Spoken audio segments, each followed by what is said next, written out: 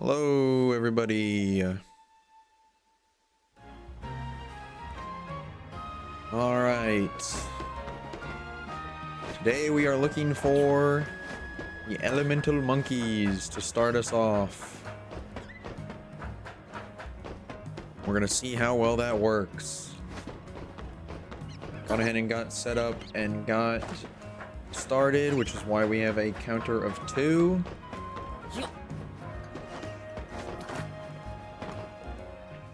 Oh, I don't know what I just did. Hold on. Whoopsie daisy.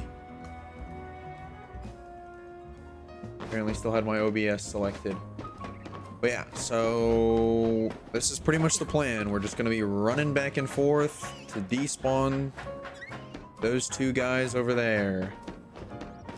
Hopefully it despawns both of them by going this far. It was just 2 pan sages, so it at least despawned the back one. Okay, it does despawn both. Look at that. That's the plan. That's what we're going for here. I don't really know if this is far enough to despawn anything else, but we're at least getting those to change. I certainly hope every single time. It's gonna make me question it almost every time whenever I come back and they're the exact same 2 things in the same spot. But they're changing. So we're just gonna have to be prepared for that. Pansear is interesting, being the one that changes like the most drastically. I mean, none of them are like huge changes. They're kind of just different levels of saturation, but Pansear like completely changes to more of a yellowish orange instead of red.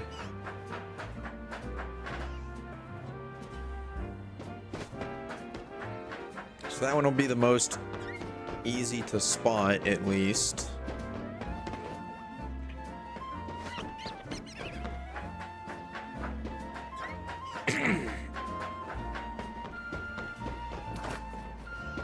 Yeah, that's pretty much it. I don't really know what all else we're gonna be changing. Obviously not this Spritzy. Seems I'm changing the, well, seems I'm changing the Patrats down here, maybe. But if not, I'm not too terribly worried about those. Managed to get Patrat and Watchhog both. Well, because of 2 Patrat, but got both of those covered from just resetting the bench while we were searching for Drampa. So if these guys aren't changing, that's not too terribly big of a deal, but not really sure what all else I could potentially be changing, if anything at all, if I'm getting out of range far enough of anything else.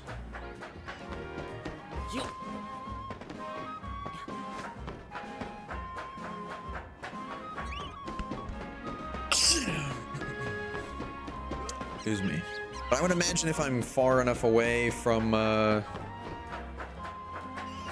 these 2 to change just by doing this, I'm probably changing at least something else.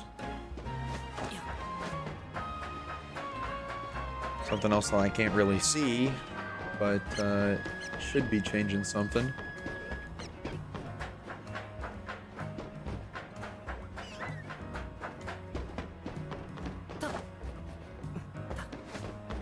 I wish I didn't have to climb up this roof every time to spot the one that appears on top of the rocks, but I guess there's nothing that I can do about that.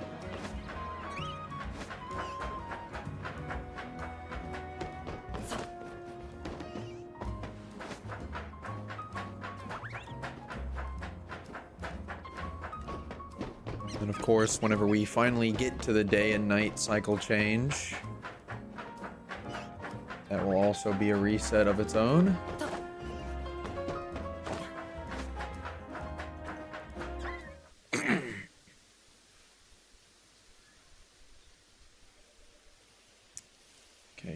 not getting it because the freaking chat still doesn't pop up. That is why.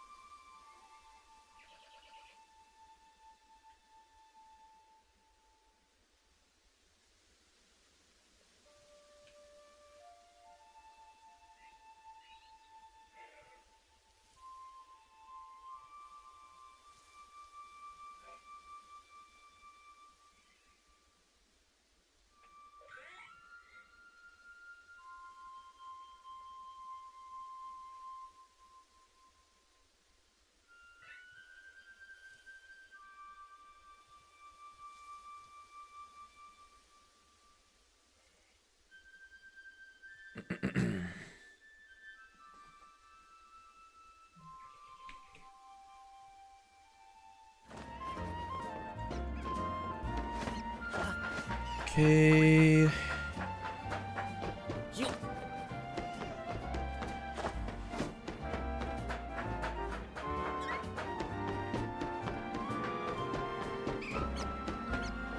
Not really sure if there's a better spot to be doing this. This is just one of the ones that I've found as of recent.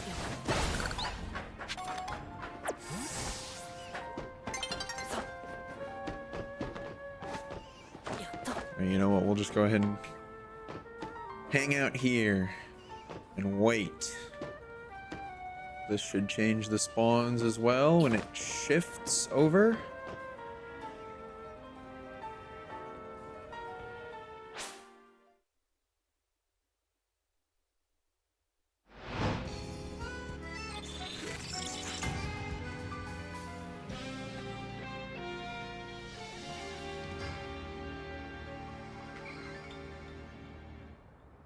And there you go. Changed those spawns out. Changed it our Spritzy to a Swirlix as well.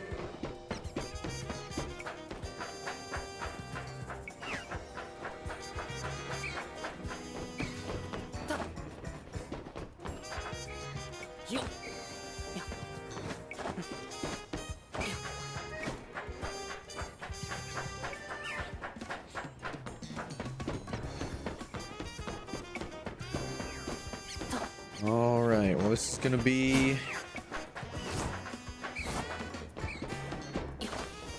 a bit of a doozy after this. Just a lot of back and forth. That's all we're doing.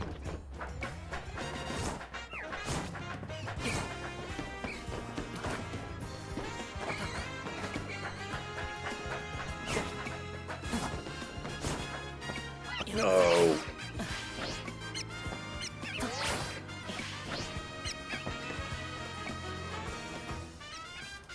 Really need to be. This is the most time-consuming part. Is if I'm not careful enough and I fall down again.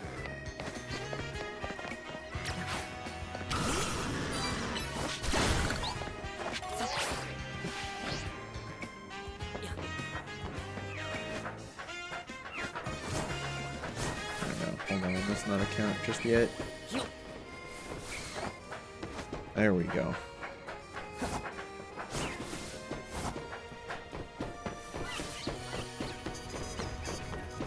Yeah, I guess rolling forward is probably fine, but rolling backwards is probably not as good of an idea.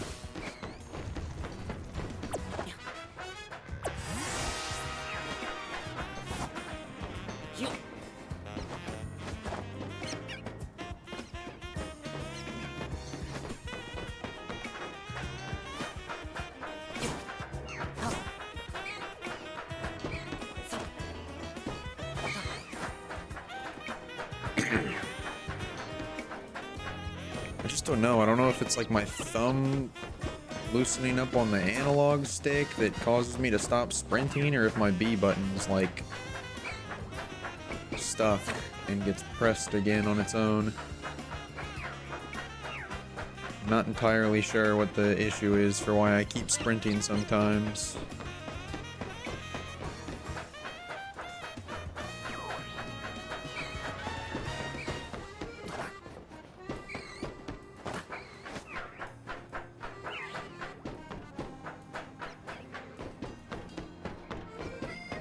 Seems to be a common occurrence.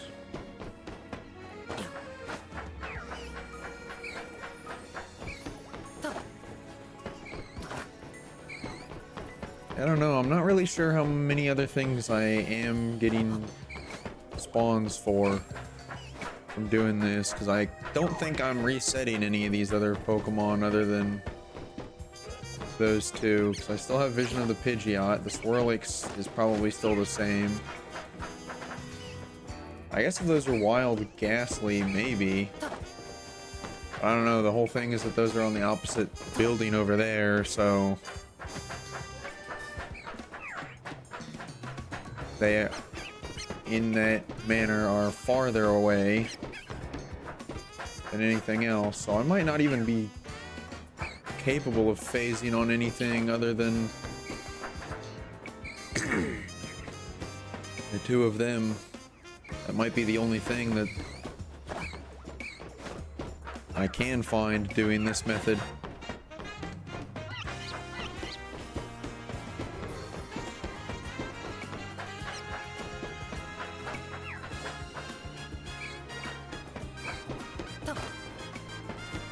I don't think anything else is even capable of changing.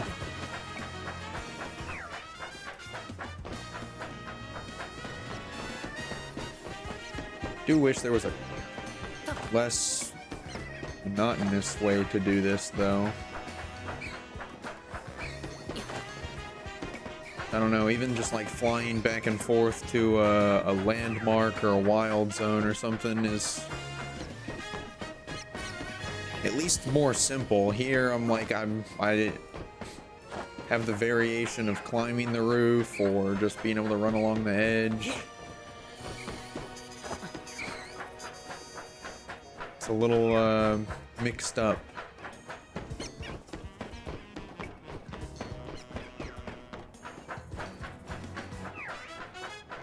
Depends on how hard I push forward, I guess.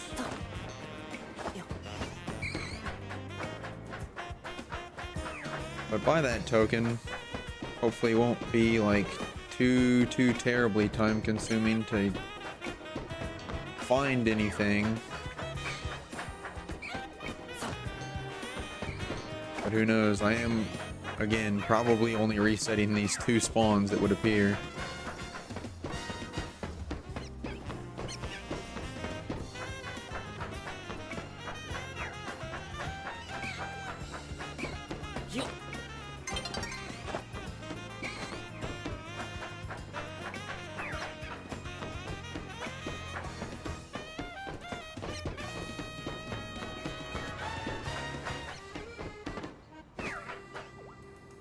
Maybe I am changing the spawns over here. There's only one Magikarp now instead of two.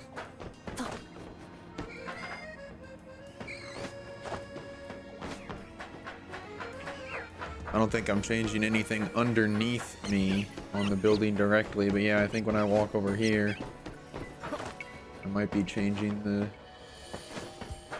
Magikarp up a bit. Otherwise, the only other manner that's going to be changing any of the other spawns... That Patrat down there underneath the scaffolding probably is getting changed too, but... Yeah, I think those might be the only things. Unless I'm crazy and there was only one Magikarp to begin with.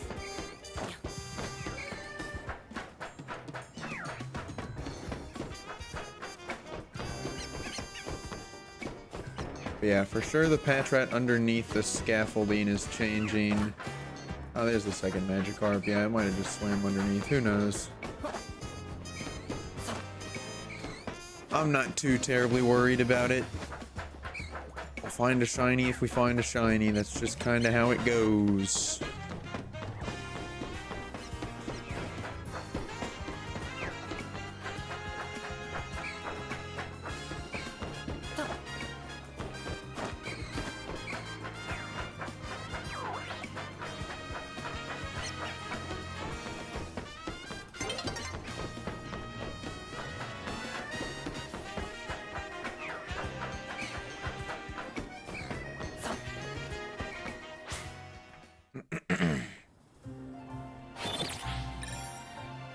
Alright, a new day has dawned. Will it bring any shinies with it? Nope. Would not appear to be the case.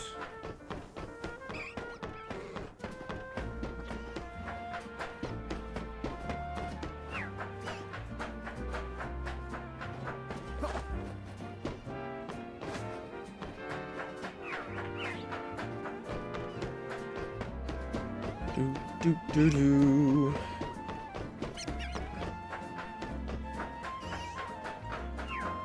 And so more than likely, the only thing that I'll end up getting phases on while hunting all 6 of these guys is going to be potentially extras if I manage to get 2 of one of them before getting 2 of all 3 of them.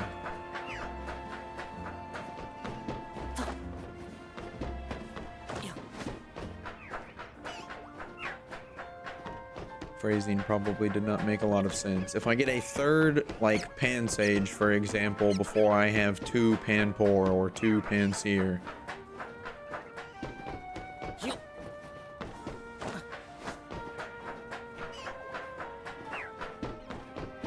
More than likely be the root cause of phases.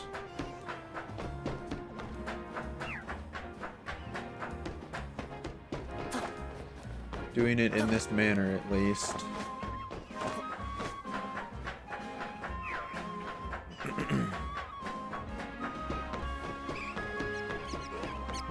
I don't know, I mean, these monkeys spawn in a couple different locations throughout the city, so there's a good chance that I could potentially run across them afterwards if I do this, so... But this is one of the hunts that I intended to do earlier on, so I think it's good to get it out the way. If I get extras later on, then so be it.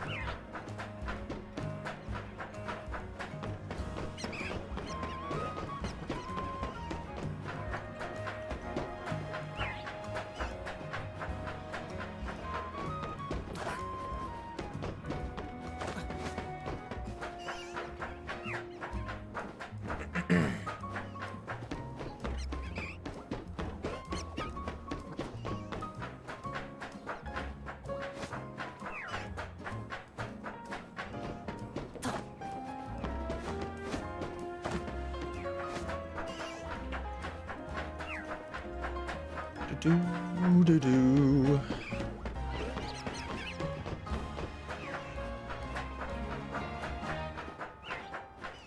Which one of the trio will shine first, I wonder?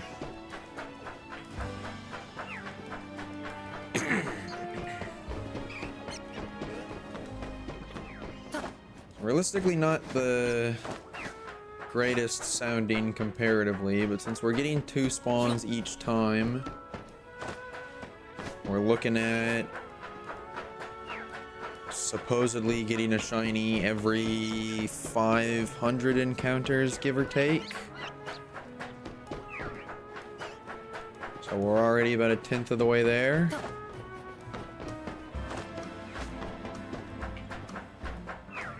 Or I guess it's probably closer to like 520 if you wanted to be more specific.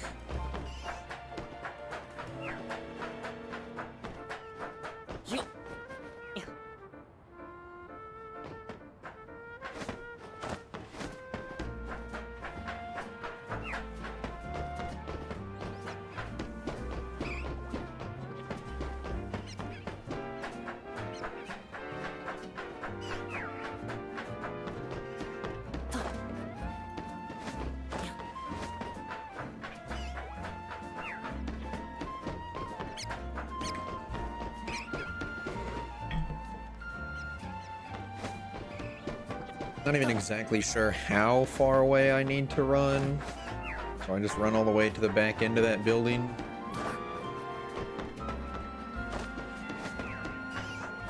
It's not exactly a specific distance that I'm aware of, but you know, do what I can.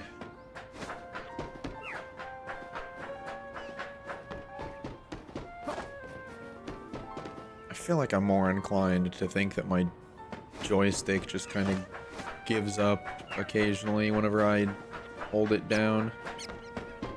Or I loosen up my grip in some manner or something. I don't know. I don't know why it stops sprinting sometimes.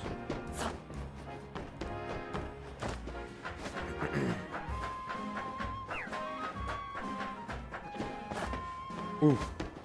Almost fell again.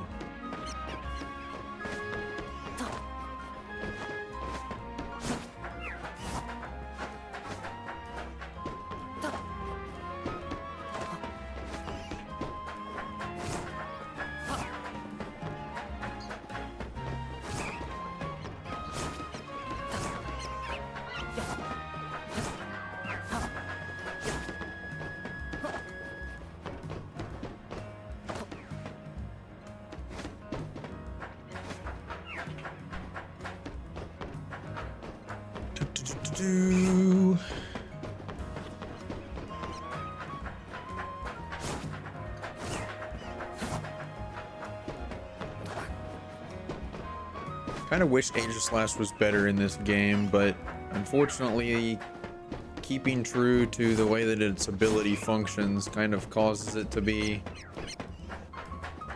probably one of the worst Pokemon, I think, to use. From my experience. I tried to use it in my initial playthrough, but the animation just takes so long for it to swap forms.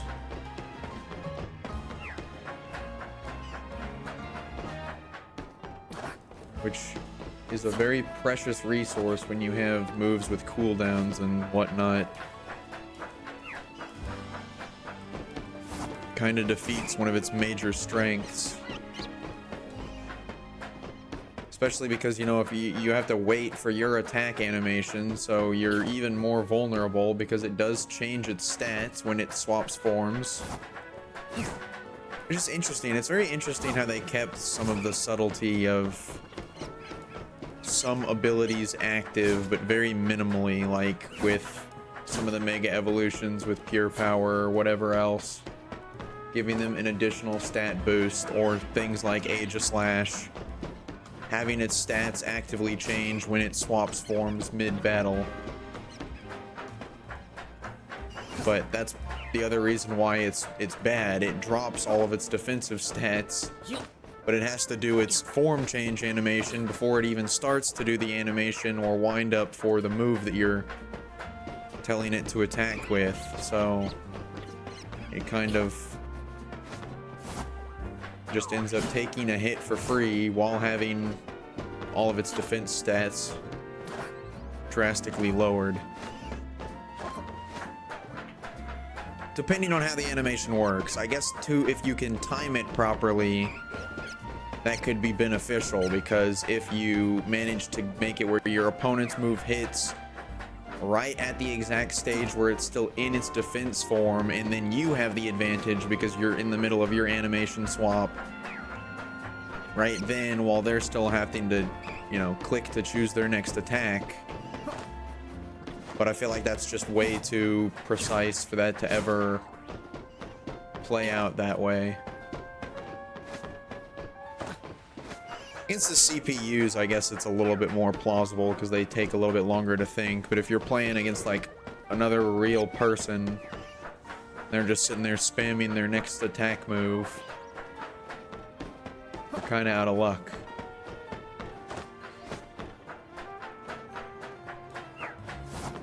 But it is what it is, I guess.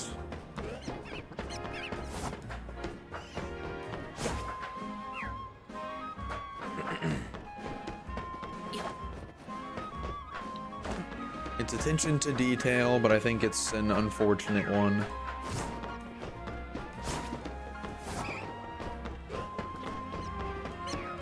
I don't know, it is an entirely other interesting thing to think about if they kept this type of play style in the format for battling, but then they actually completely brought abilities back into the forefront. Like, it feels like it would be kind of crazy to imagine how that would actually work out. And I'm curious about something actually. Instead of doing all of this, can I reset this by coming over here?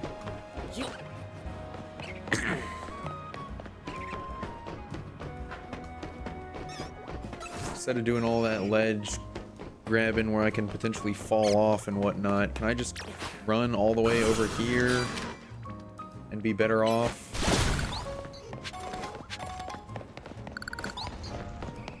Because then I only have to grab this one ledge instead.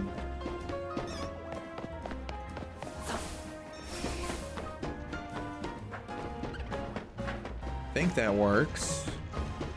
Pansage and Panseer. Yeah, because it was reversed the last time. So yeah, I'm pretty sure that fixed it. Oh, look at that, I'm saving myself some time. I don't even have to do the whole weird and wacky nonsense. Yeah, 2 Pansages, so that does change the spawns.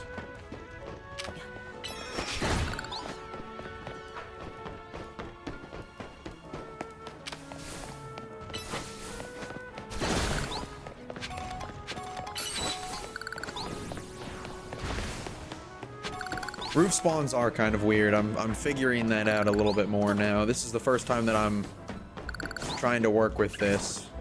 But I was previously running back and forth on the other side over there, but I'm like, this is taking too long, and this roof over here looks better sized for me to just run back and forth. So, tried it out, and it does indeed work. So I'm just gonna do this, because it's much easier.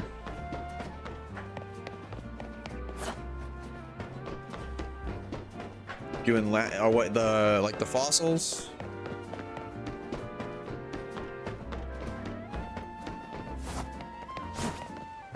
What does lab spawns mean? Oh, L's lab. I gotcha. Yeah, I'm gonna need to do that at some point too. Look for Beldum and Manectric and Houndoom, but mostly Beldum because that's the only spot that it spawns. Oh yeah, I can see that. Yeah, depending on how far away it teleports you from the Pokemon, it'll respawn them. Yeah, that does sound weird.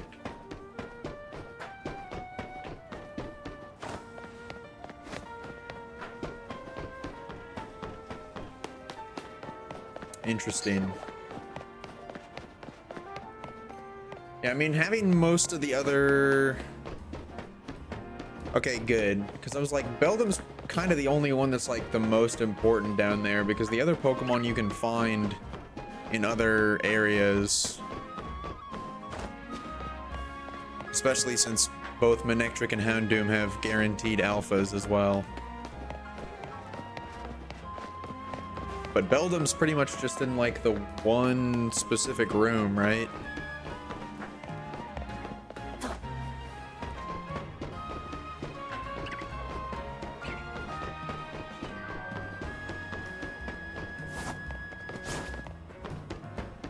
Yeah, I can imagine having only one spot does make it difficult. I mean, it's kind of about the same thing with what I'm doing right here to an extent. I'm only essentially spawning 2 Pokemon at a time.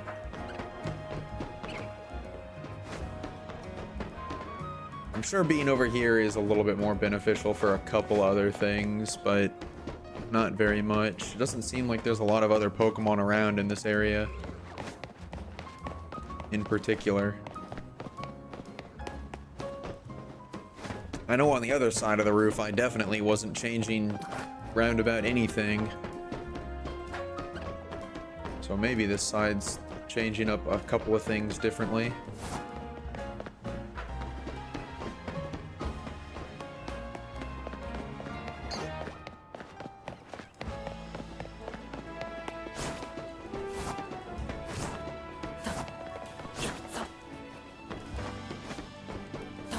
"23-second loop." Yeah, I mean, it's still a drop in the bucket with the, as long as you have the shiny charm, of course, but just in general compared to a lot of, oh no. Well, that's unfortunate. Compared to previous titles, for sure.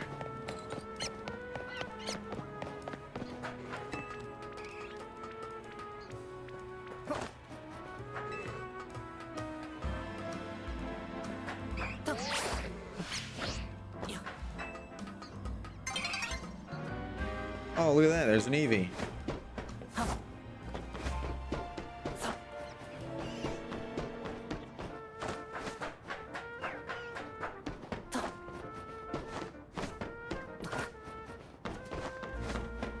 Alright. Managed to make it before the day cycle, so I get a free swap with the day and night cycle transition.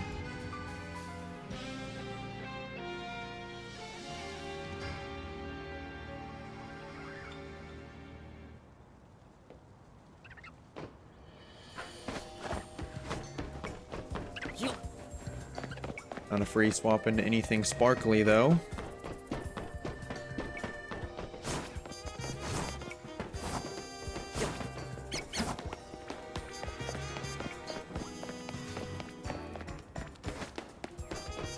Wow. Couple of patch rats that get scared and despawn.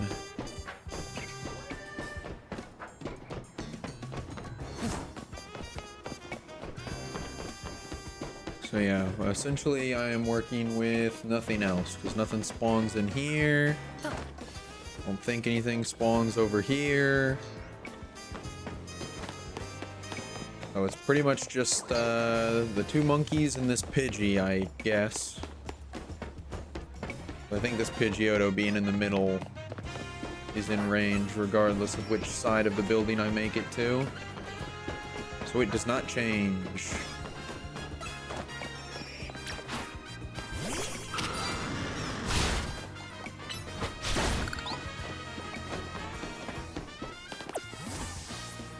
Oh yeah, I mean, I only did enough to get to K for the Greninjite, but I did not run into too terribly many people that I struggled against. I brought my Greninja, my Scolipede, and my Excadrill, which I used for my playthrough. But those three felt like they gave me decent enough coverage to deal with most things.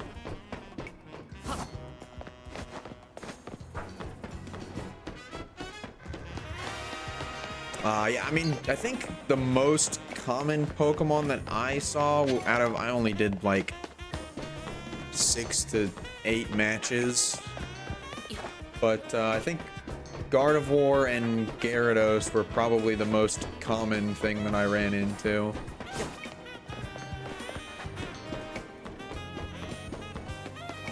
But yeah, I can imagine Gardevoir being fairly popular. But yeah, I think for the sake of especially a lot of the Mega Evolving Pokemon, the Steel types are definitely good to have.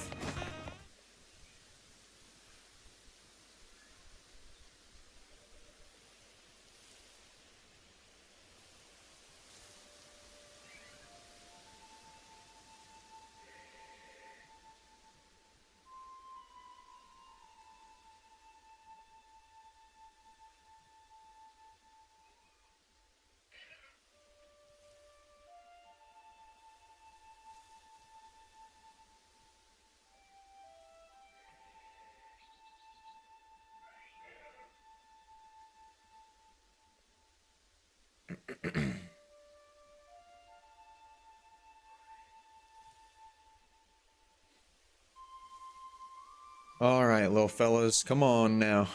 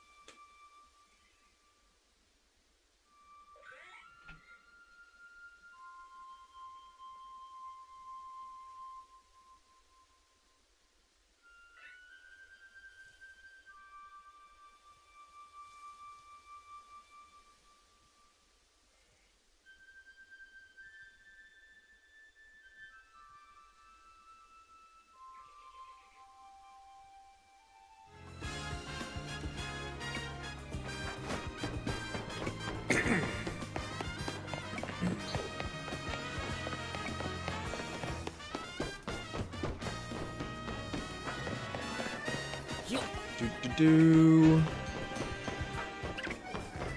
All right, almost at 100. I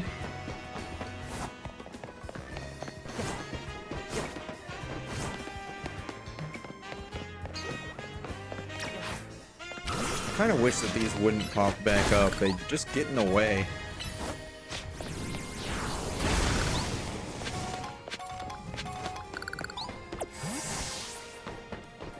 Yeah, I guess I forgot that Swablu is up there on the roof sometimes. Occasionally.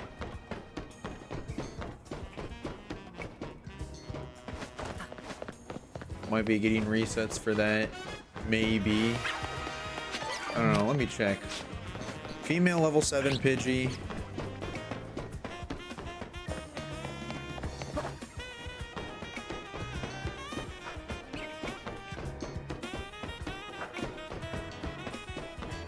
It flew off. Oh, 18 male Swablu, female level 7 Pidgey. Okay, so that doesn't necessarily tell me anything.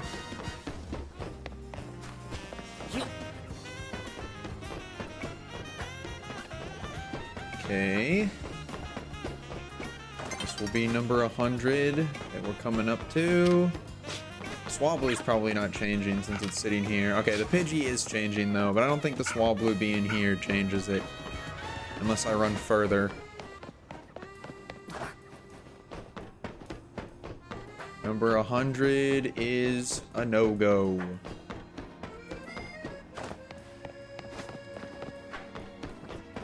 Yeah, the Swablu does not seem to be changing. Not going far enough for that.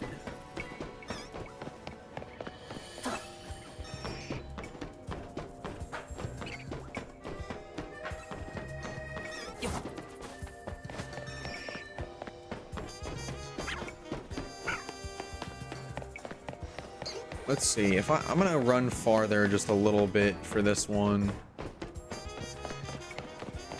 See if I can get that Swablu to reset so that I can at least have something extra.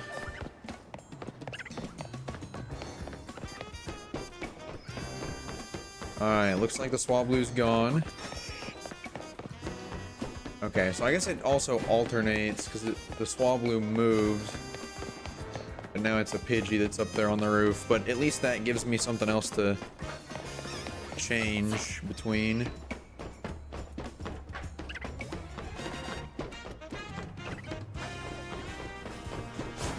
Can have the potential for something different to have a chance instead of just resetting the 2 monkey spawns every time over and over and over.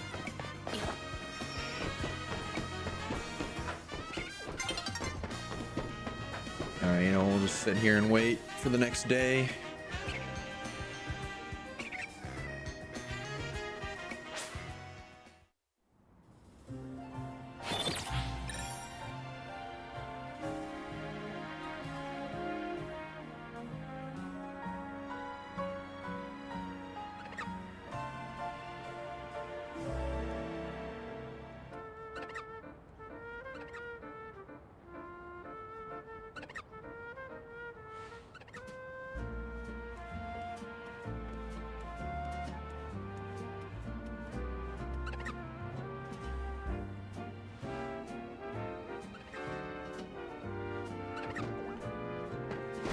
Okie dokie.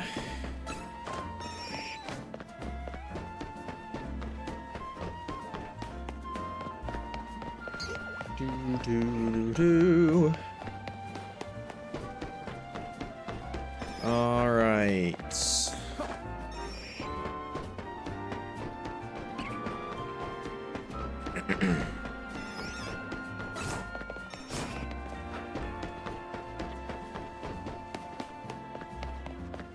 Curious which of the three fellas we're gonna get first.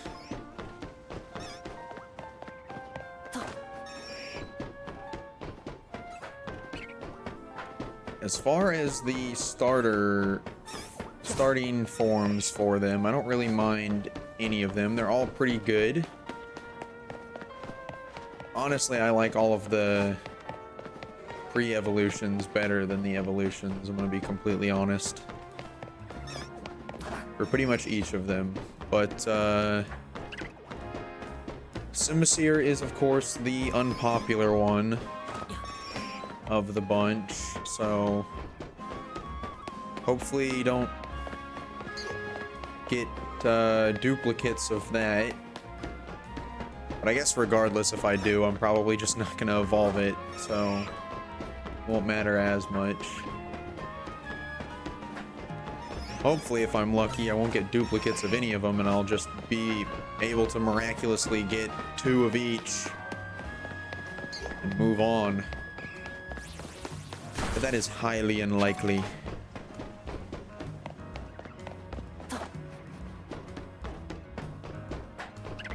Yeah, I know. If only.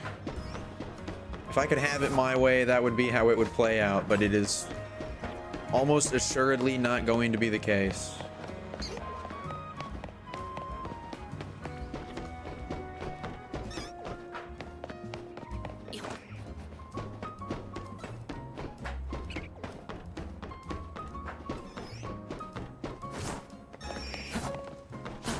I feel like I have lost count again today, just a little bit. I probably have not counted every single time that I've gone back and forth.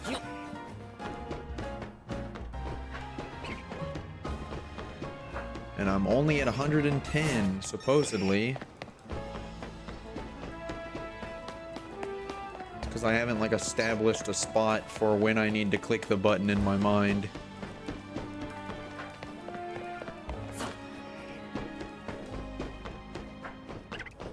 I've been mostly doing it to be a count for the next encounter, so the next one should be 112. So I do it after I get done with the check for whatever the count is. But I feel like I've probably already missed upping the number a couple of times.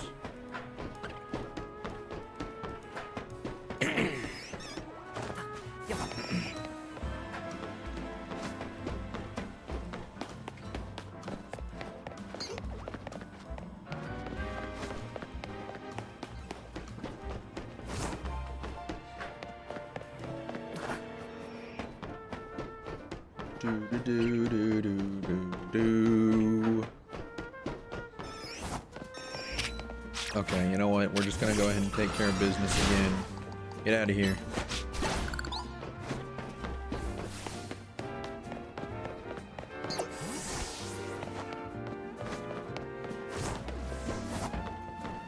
You have no chance of being shiny, Pidgeotto, so I just need you to go away.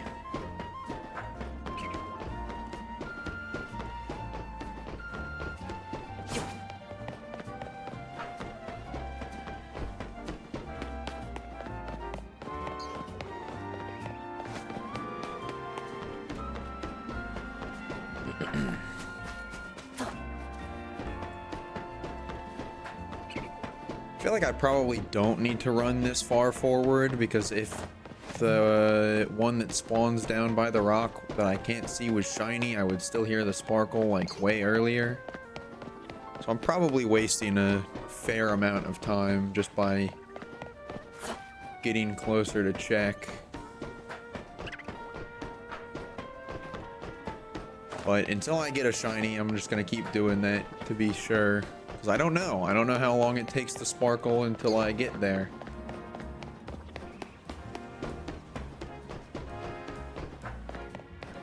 Because even like with my Dragonite now, the Dratini didn't make a sparkle sound until I literally got into battle with it and it made contact with me. But I don't know if that was because it was an alpha or what the deal was.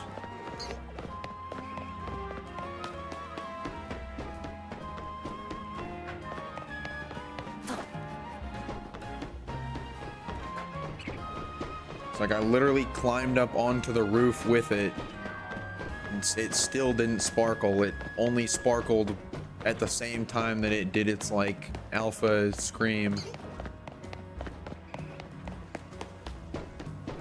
Oh wait, did I? Yeah. See, I'm messing myself up already. I added an extra count because I'm too used to the turnaround being it and I'm on autopilot.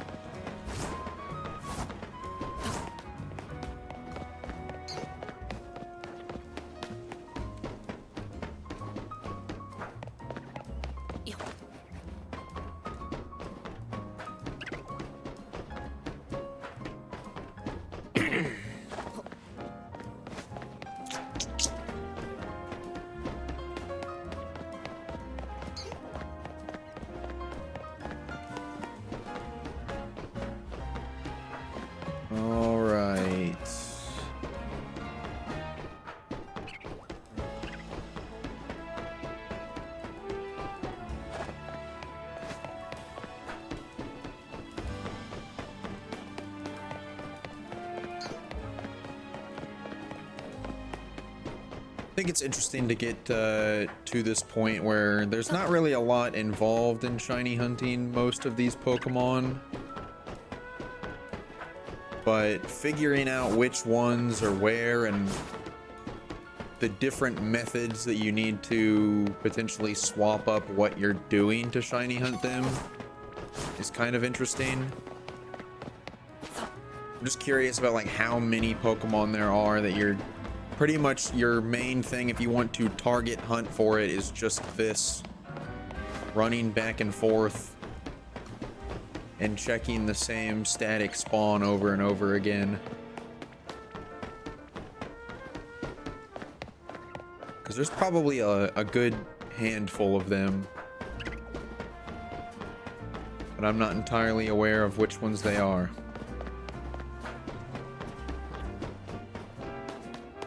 Kind of have to figure that out when you get around to hunting for them.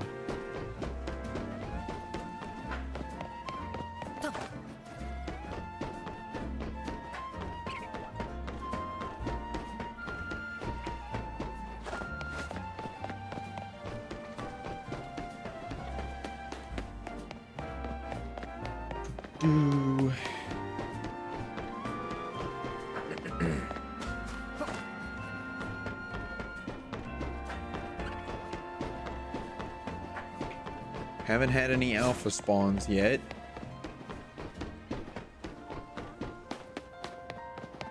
There's also another thing that I'm curious about by that token is how common are some of the alphas, because I clearly picked up on the fact that Dratini is a lot more likely to have an alpha spawn, at least in the one that's on top of the restaurant you can fly to directly. But I'm certain that there are some Pokemon that have it programmed to be more common to be alphas. Or at least certain spawn points. It might not be the Pokemon exactly, but there might be spawn points that are designated to be more common to be alpha spawns.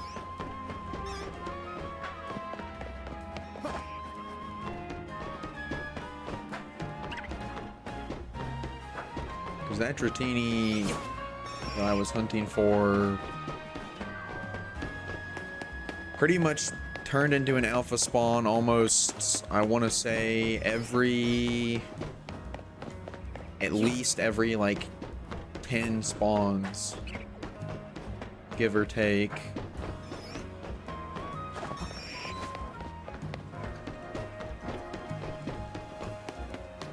By that same token, I'm curious to know if that's essentially the same, because I mean it's 1 in 100 for like the fossils, So I would assume it's 1 in 100 for generally every other standard spawn.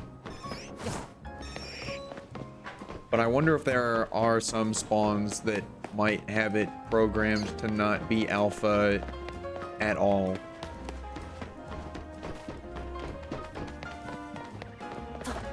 I doubt it. I don't think that's the case, but at the same time, I don't think it's impossible for them to not have put in some that can't be alpha at all ever.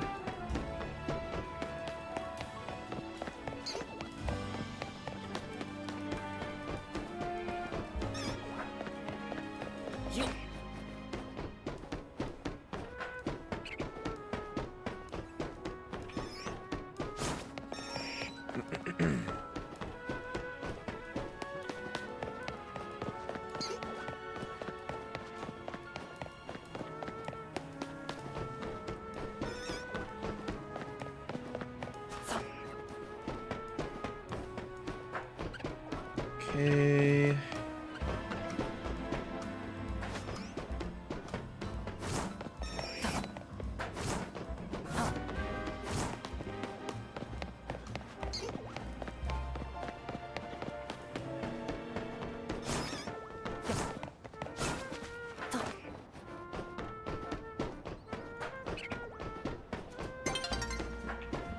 I certainly wouldn't mind getting a shiny Swablu in this manner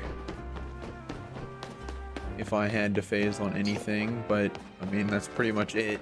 Swablu or Pidgey.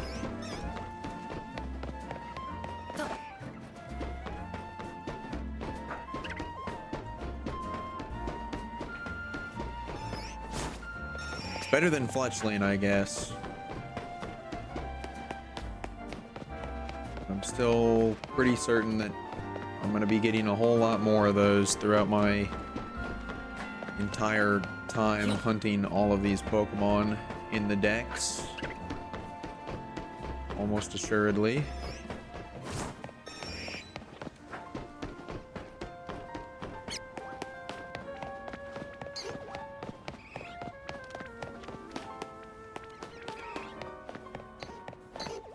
I guess I might actually be getting a chance for that Eevee over there if and when it spawns.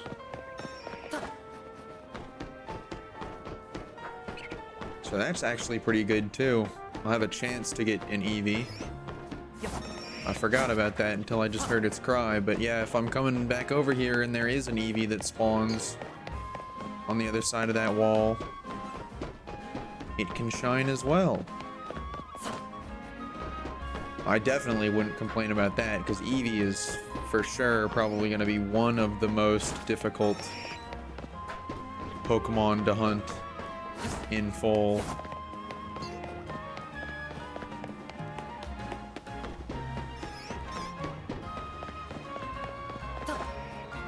Almost guaranteed.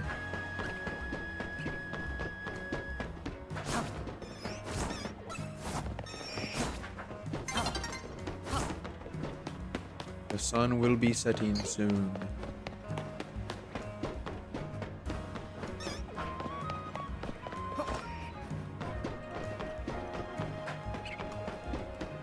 Yeah, at least you can guarantee getting an Eevee spawn in Zone 19, but it is only one, so... And I don't know, I actually don't know if it's a guaranteed spawn at any point in time during the day, or if it's regulated in some manner as well. Because I was targeting Drampa, so I had to reset back to the first quarter of the day, which did have an Eevee every single time.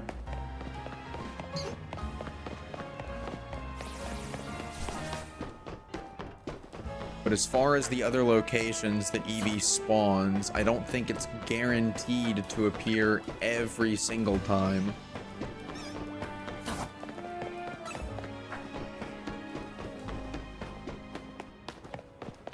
At least not from my very basic experience with encountering Eevee in other locations so far.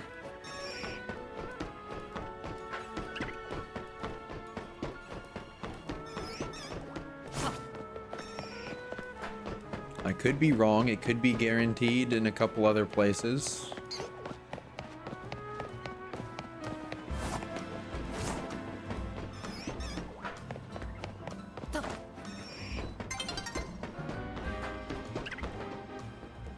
All right, now we just sit here and wait for the day cycle.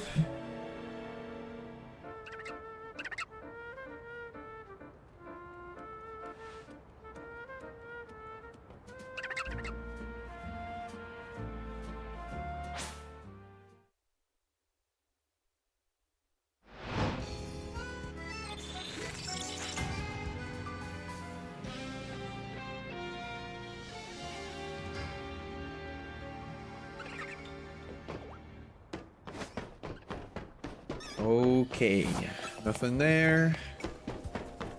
Not really surprised.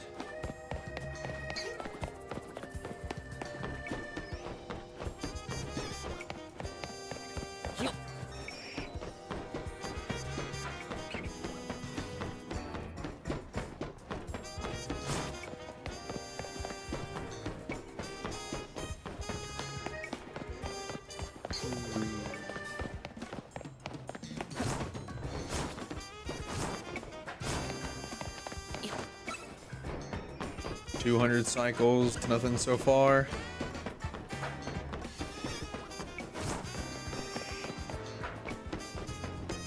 How many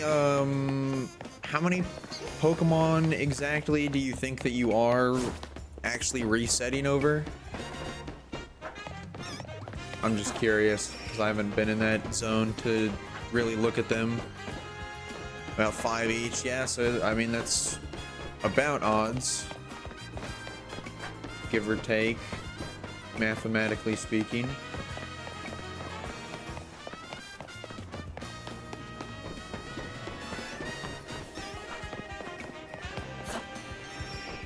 I'm sure you'll get one fairly soon, though. Won't be too terribly much longer.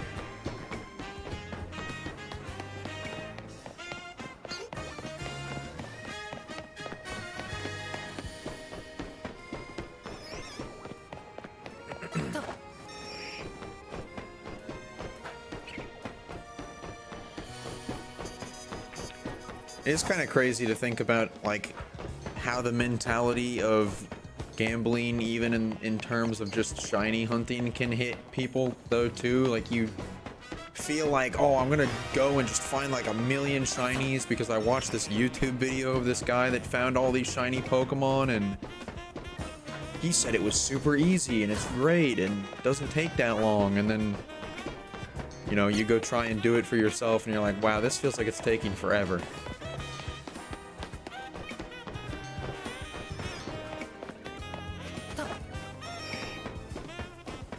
Yeah, 100% it takes time every time. It's just, it's funny to me how, even just from my experience, even with this game, you know, like, watching a couple of people talk about it, but the main thing still is, like, most of the things that I've seen have been people, like, going over the ability to AFK stuff, and it's like, well, yeah, it's gonna, shiny hunting's gonna feel like a breeze if you have a robot that can basically do all of it for you, and you can go do something else.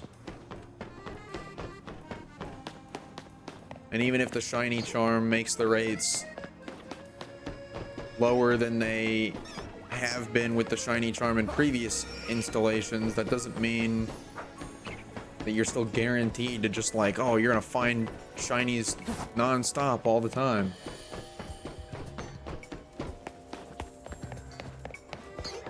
Granted, you still have some moments, like yesterday I randomly decided to take a quick break away from the Drampa and just do, like, a quick little loop just to see if I could find anything.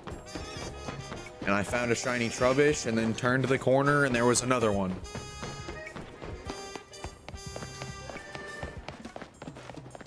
So sometimes that kind of stuff happens just because, yeah, generally speaking, your odds are significantly better, but it doesn't guarantee that that's going to happen all the time.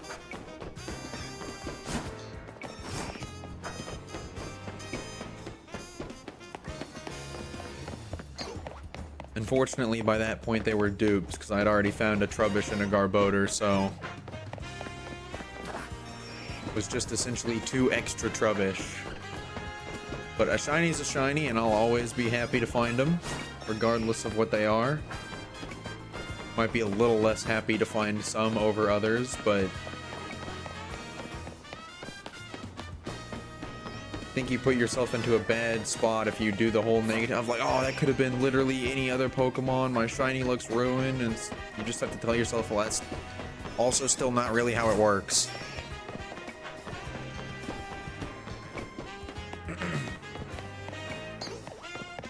Yeah, Trubbish is a good shiny. I like a lot of the a lot of the Gen 5 shinies, honestly.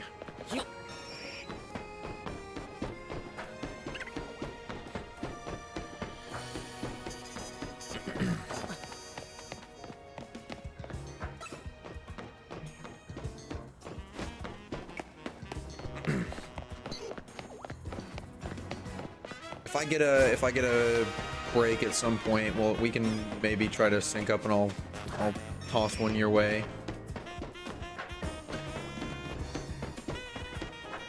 If you really want.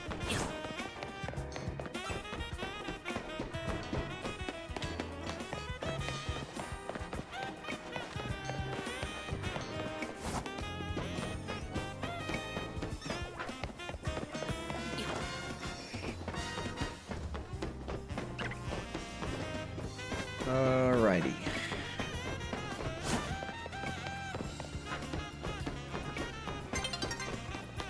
Yeah, I'm sure that, I mean, I feel like for that, it spawns in so many, like, locations just around corners and corridors. You probably could find them without really searching for them intentionally at some point.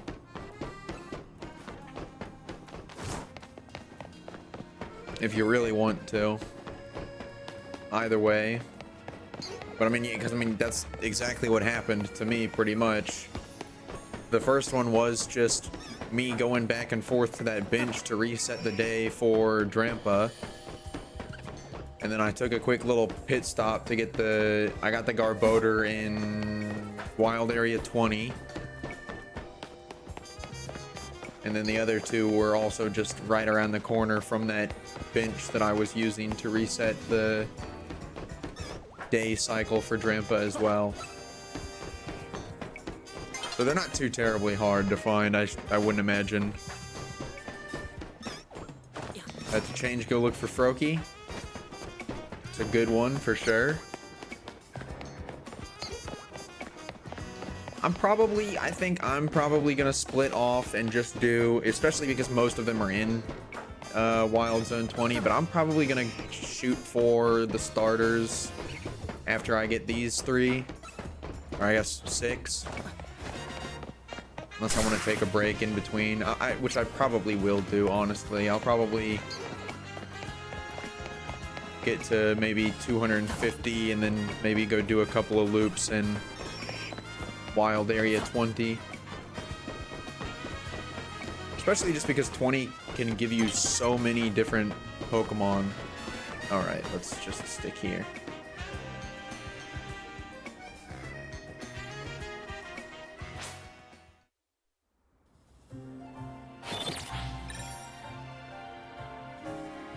Yeah, I like how the alpha spawns are like completely random. I'm sure there's a limited pool still. It's not like it's every single Pokemon ever, but it definitely seems to be pretty diverse. I need to get this thing fixed, man. I don't know what happened, but I don't get the notification for this anymore because I accidentally closed out of my chat box the other day. I don't know how to get it back.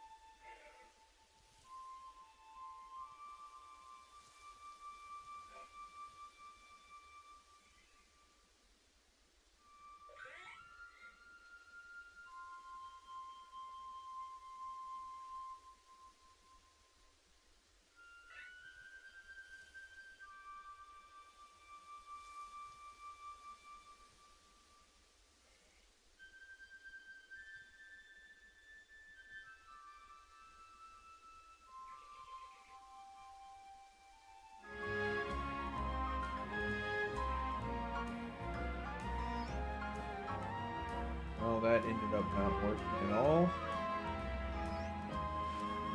Fortunately, it just made things in my OBS even worse.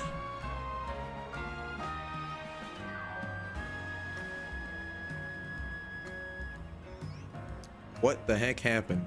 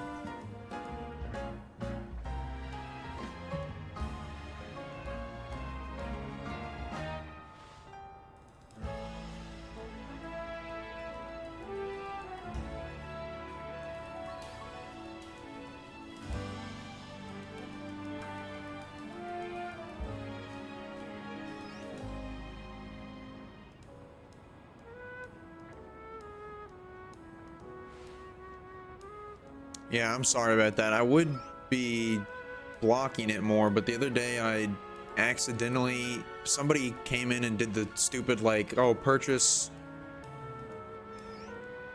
free viewers or whatever, and I accidentally closed out of my Twitch chat box. I still have my multi-chat, so I can still see my multi-chat, but I don't know how to get it back, and I've looked up videos, and it's like old versions of OBS, so it's set up differently now from what the videos show for me to try and bring it back. So I don't know how to bring it back, so I don't get my alerts when the ads are coming.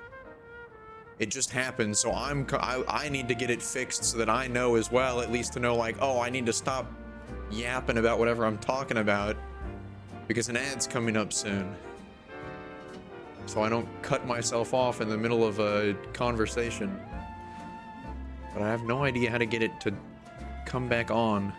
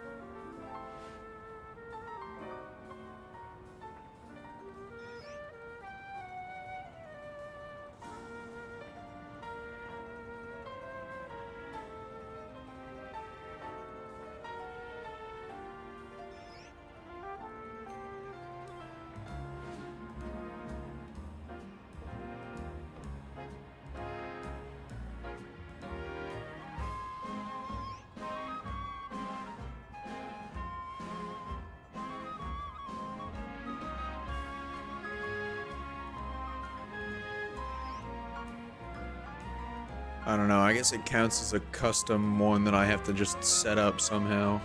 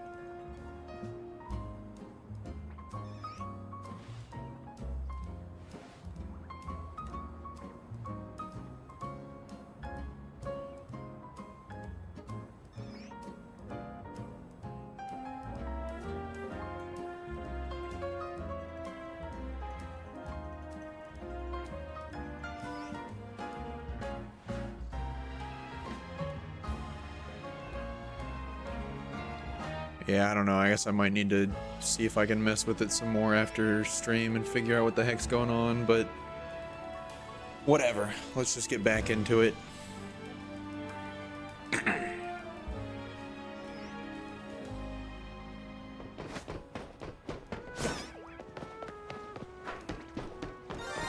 Oh. Something sparkled.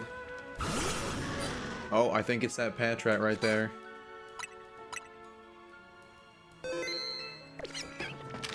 It is indeed. I believe. Let me see if I can keep that. It ran away before I had a chance. I think I got the save down before it disappeared. I think. Yep. Yeah, I have to be really quick though, because it's like right at running away.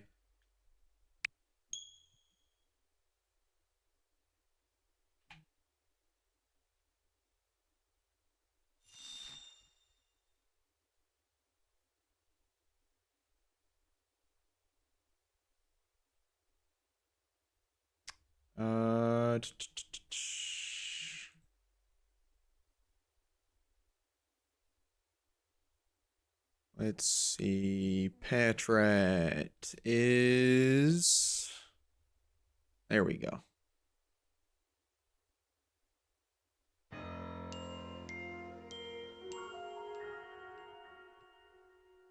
I kind of like the shiny for both. I was talking about that yesterday when I got it.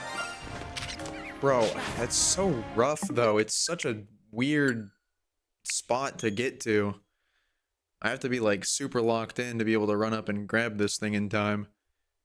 But yeah, I was talking about how I'm sure a lot of people probably don't really like the shiny Watchog evolution, because I feel like I can see where a lot of the colors clash for sure. Dude.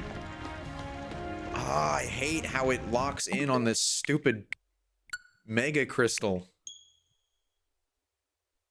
It keeps changing where the Patrat is though too. So it's spawning it in. It just keeps putting it in a different weird spot. But I got the save down in the middle of it running away. So this is ridiculous. Why? I don't understand why. That's one of the main complaints that I've had, that I've experienced now, is why does it focus on locking in on Mega Crystals over Pokemon? Oh, you just don't like Watchog's design? Yeah, I can see that too.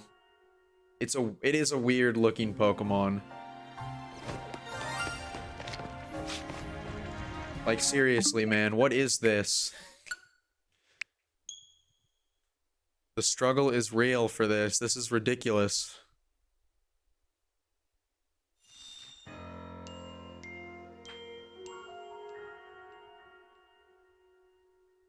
I guess I have to try and see if I can just hit it without...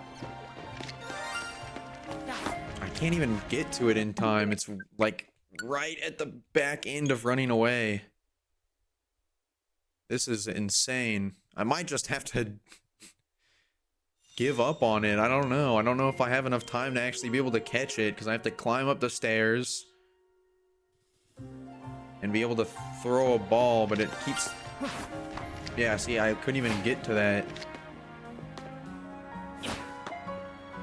Yeah, and without locking on, the Pokeball like doesn't even remotely go to where you're aiming. Like if I don't want to aim at this Pidgey, okay, I guess I can, but it's just being difficult because it's running away. So the game's like, oh, you're not throwing this at anything. The spawn's already gone.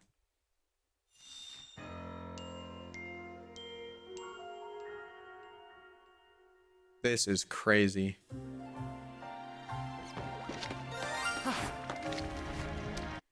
That was probably about the best shot I could have had right there. Why couldn't it have been this one on the right? That one's staying around for a little bit longer.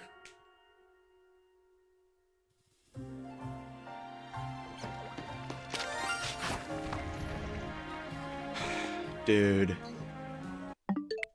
Like, I genuinely don't think I can catch this.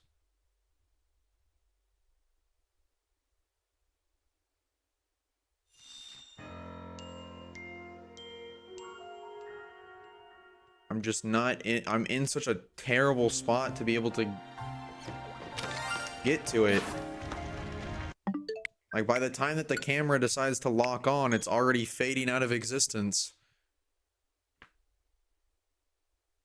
I think I saved too late. I didn't have time to realize that it was the Patrat.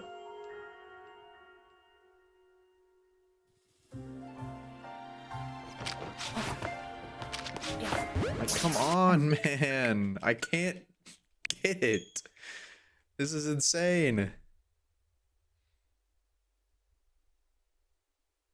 I genuinely don't think I can catch it at this rate. If I didn't get it with that last one where it locked on and I like didn't even walk up the stairs, it was right up the staircase.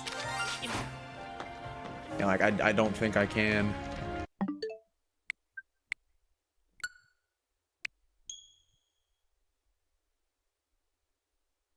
I have to hope that it does what it just, I think the only way that I can is I have to hope that it does what it just did, but it doesn't turn corners again. It just runs and then stands in place. Yeah, I don't think I can hit it. This is crazy.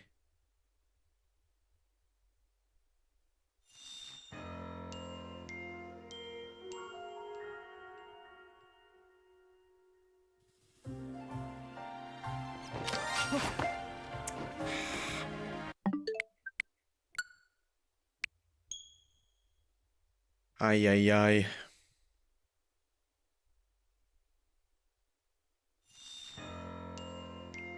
I'll give it a few more attempts. I mean, it is just an extra at this point, but... Okay, well, that time it didn't even make the sound effect, and it was way over here. I didn't even have a chance to hit that one.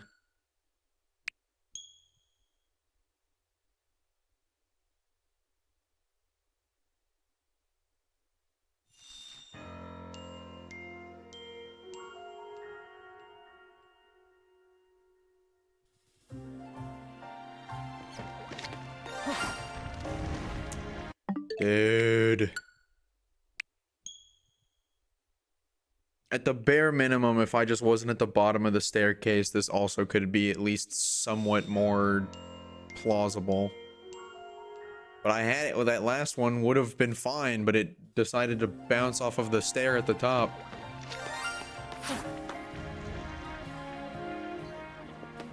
Yeah, it has to go to the right. If it goes to the left, the game just wants to lock on the Mega Crystal so badly.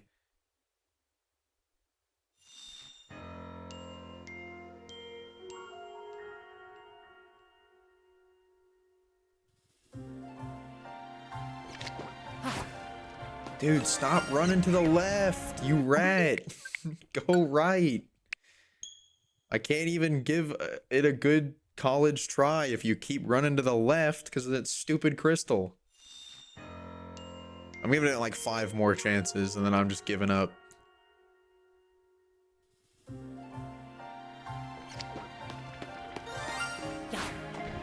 Not even close.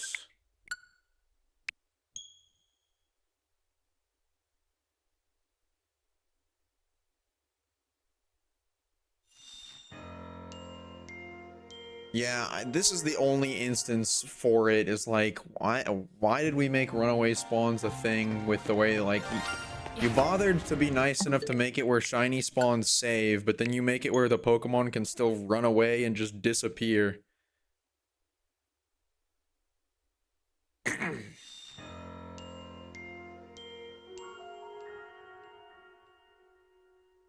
If they had it pre-programmed to where if the game registers a shiny that it then also auto-saved, that would also be okay, but it doesn't seem to do that either.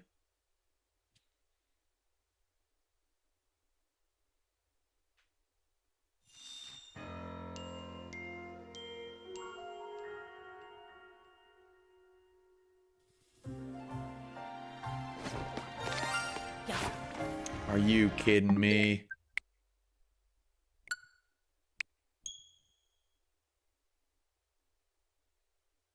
I'm gonna try to see if I can just spam Y and dodge roll up the stairs to get a little bit closer as soon as possible. See if that does anything.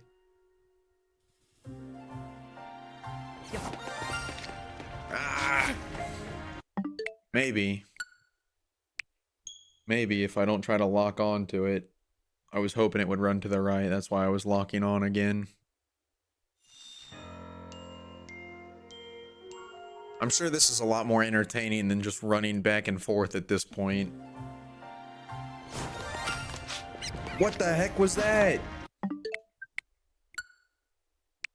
You gotta be kidding me.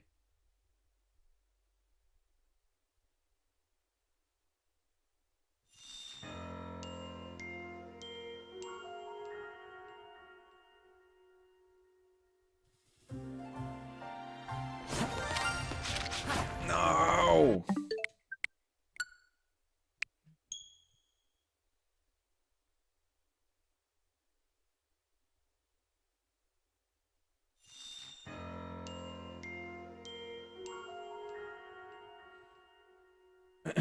Local man fails to catch rat. Loses his ever-loving mind.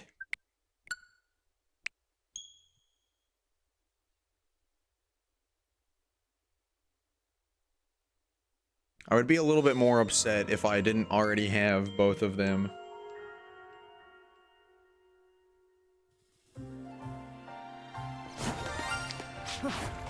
Dude! Yeah, I think it despawns too quickly because it was locked onto the Patrat that time and still threw it at the crystal anyways. I think it despawns too quickly. I don't think I can catch it at this rate.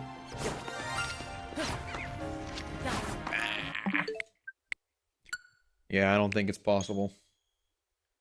I think I just have to take the L on this one.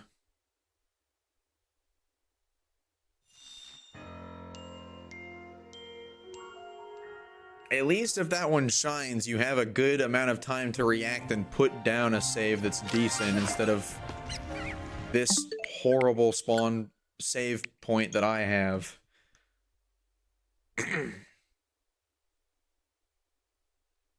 So it could give you a little bit of trouble with catching it, but eventually you'll be able to get to a spot where you know you can sneak up to it if you get a good save down. But this one is just unpreparedness.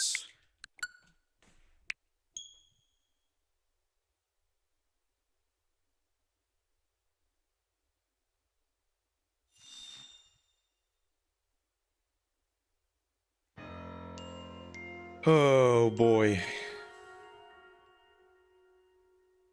Alright, I'm giving it one more attempt that seems close of it running to the right and not to the left, and then I'm calling it quits.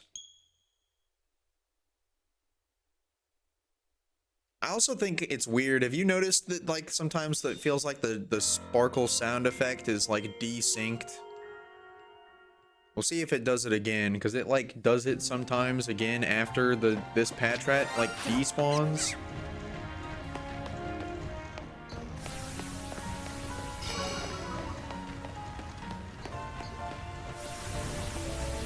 Alright, last chance, Patrat, and then I'm moving on.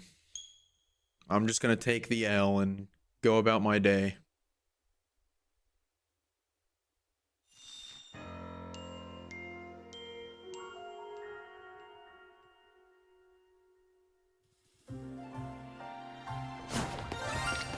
Yeah, of course you want to run to the left. Whatever.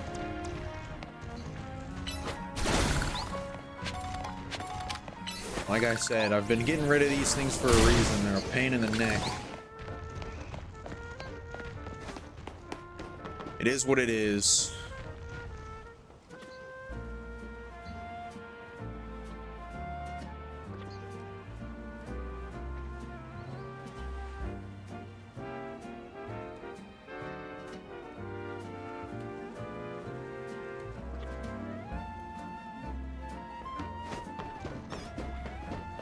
Moving on.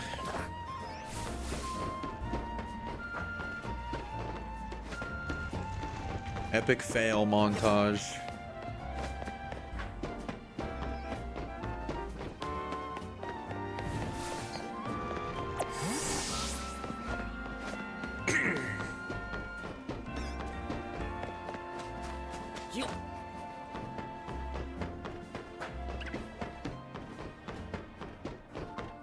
I mean, that's pretty much the only way that those can do that anyways, is if they're like spawning in immediately.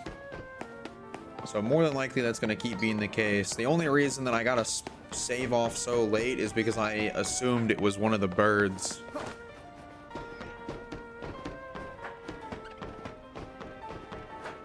Because most of the time the Patrat aren't even there. They run away when they are fresh spawns and then they don't show up again for another like 10 minutes. Oh well. It is what it is.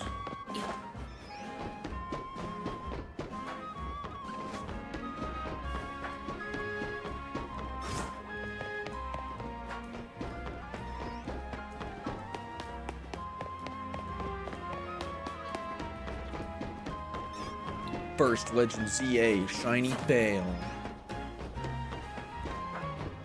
It's going in the record books.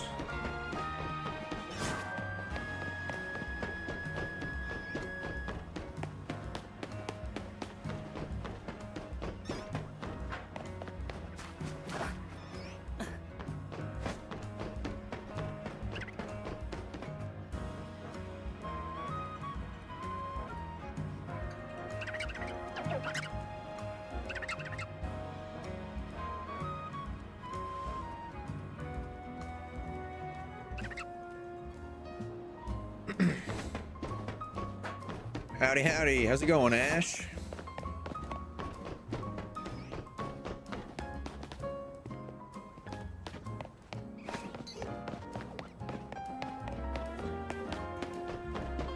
Hope you're doing well.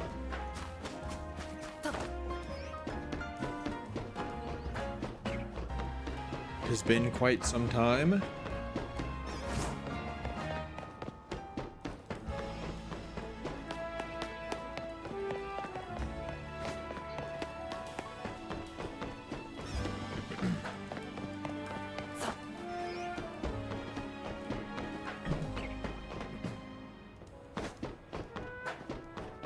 You just missed the endeavors of failing a shiny Patrat and attempting to catch it for probably 10 minutes straight.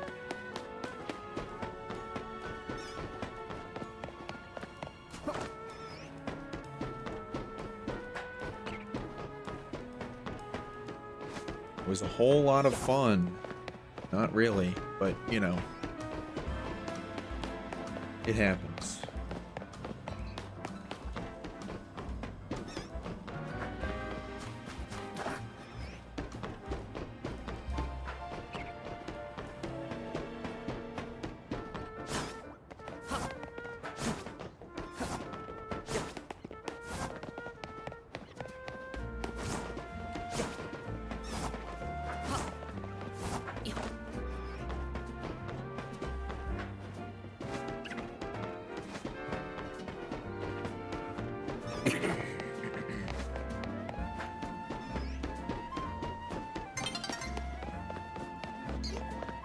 Sun's getting low.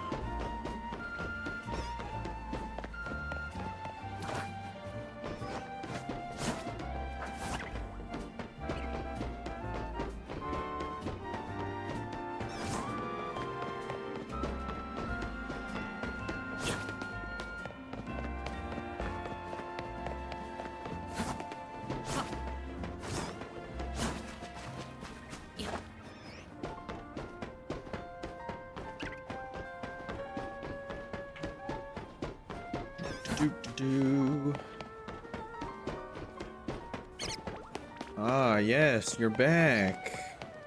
Yeah, run along now. Jerks.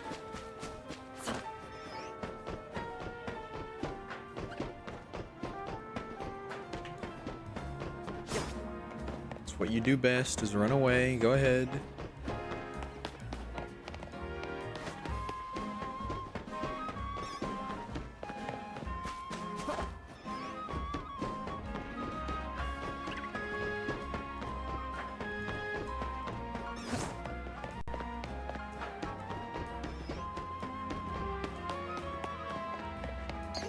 kind of surprised. It feels kind of weird that nothing spawns down here in the area below.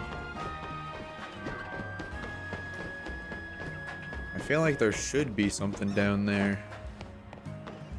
Oh, there is. Scatterbug and Spupa. Just don't really have a good view of them unless I get right along the edge.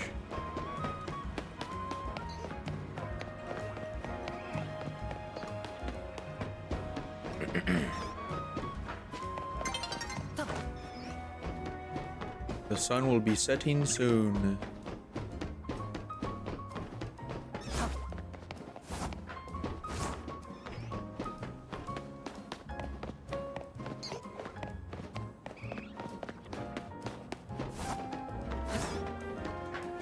Hopefully it'll bring along some shinies when it does.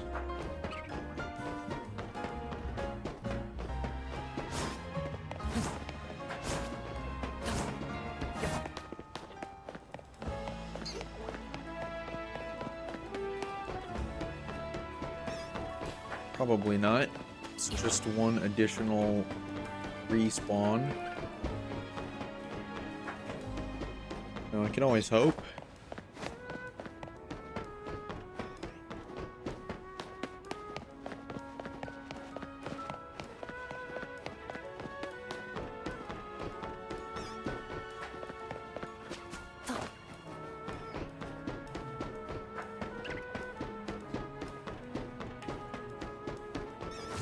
Right.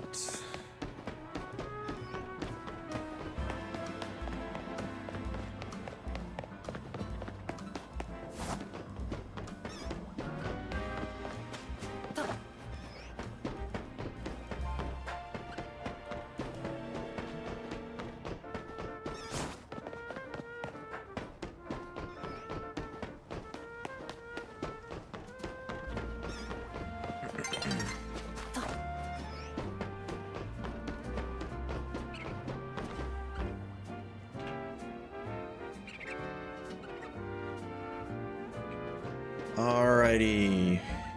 What are we gonna get when nighttime comes around? I'm gonna say a Panpour and a Pansage.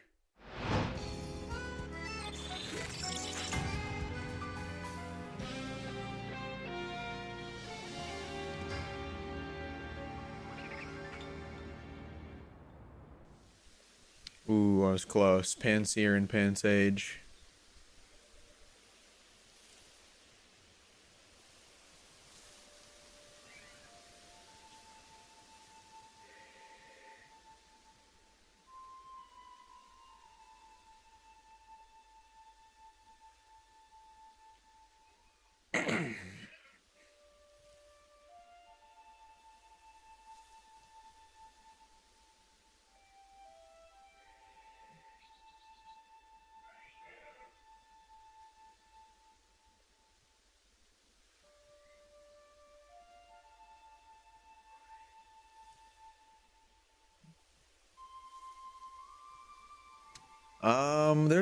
I can't remember exactly. There's a couple of side quests, I think, that can give you a Thunderstone, but eventually, once you get to a certain point in the game, the Stone Emporium sells them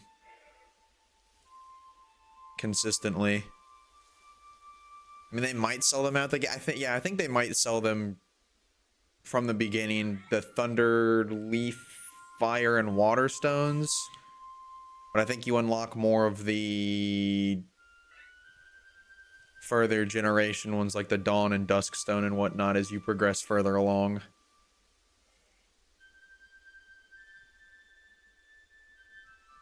But yeah, I would say just keep exploring around. Do some side quests here and there. You'll eventually get a Thunderstone through one of those means. I'm pretty sure there's one that you can find in the overworld too at some point. But I don't remember any of the specifics for where exactly.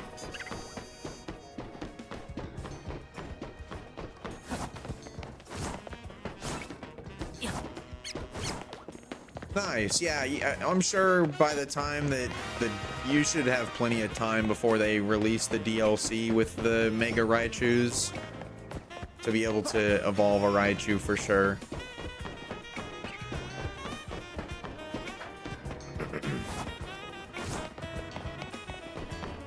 I don't remember if they've actually announced a date for when the DLC is, but I would imagine probably around March. If that's not already the time that they confirmed, February, March, somewhere around then.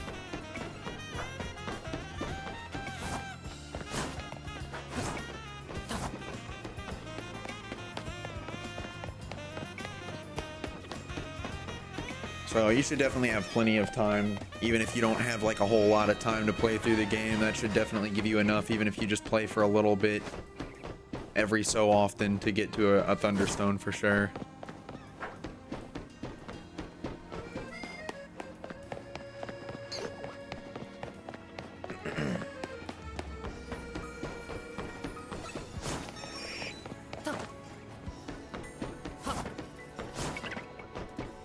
Yeah, I'm not surprised by the concept. I was surprised that they were bringing back the idea for X and Y Mega Evolutions at all, to have two split ones, but I'm not surprised by Raichu having a Mega.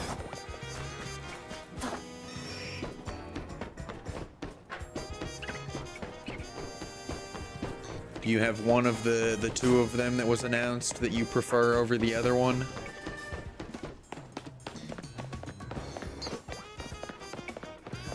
I'm curious to see if it'll have any type changes, but I don't know what to expect. If anything, from what their designs look like, I picture if they do change type, it'll be like electric and fighting and electric and dark or something like that, but I'm not entirely convinced. Or electric and fighting and the other one's just electric type. Kind of like how Charizard's and Mewtwo's, I guess, both for that matter, have one form with an additional type and one that's the same. So yeah, I guess by that metric, that probably might be the case. It'll be electric still for one of them.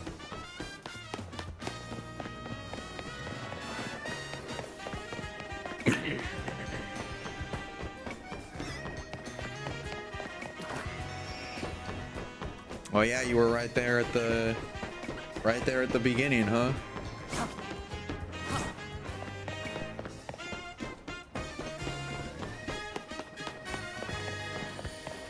Pretty cool.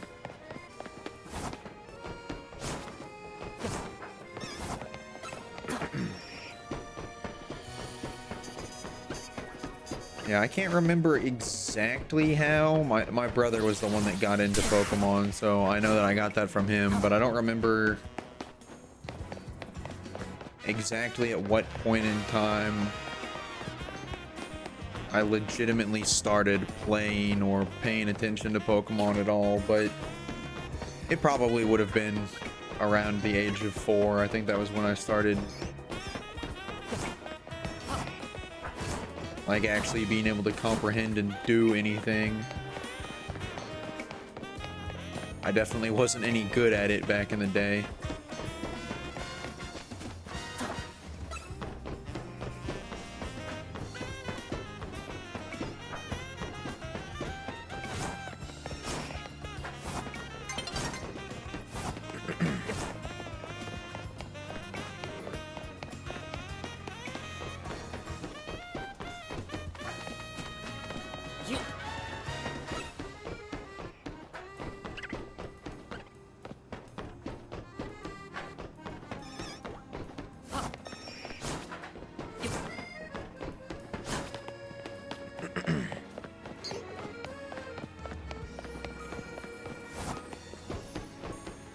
Yeah, I don't think, obviously I think they're probably not going to be bringing Ash back. I think that's kind of the point that they're at, is they wanted to retire the character, but I'm sure that they're probably going to have some character with some relevance to the new Megas as they continue to progress along in the anime with what they have going currently.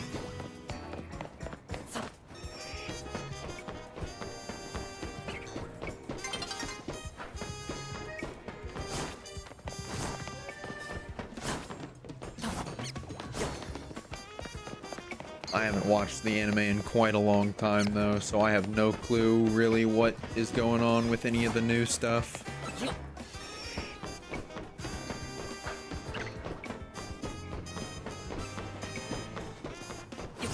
I've seen little highlights from like fan cam posts essentially here and there, but that's about all that I have.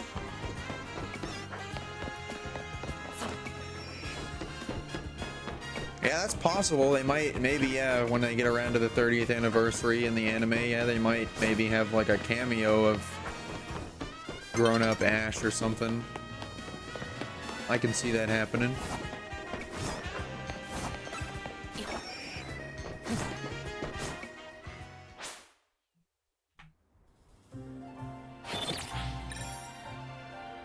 All right, another new day. What do we got?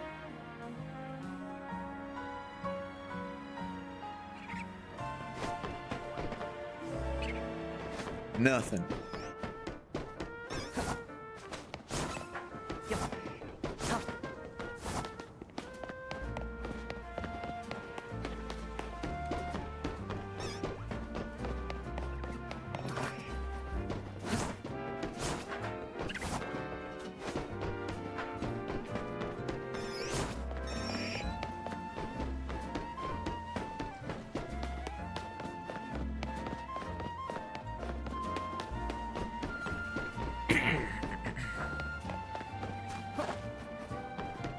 Yeah, I know about Ash and Liko both.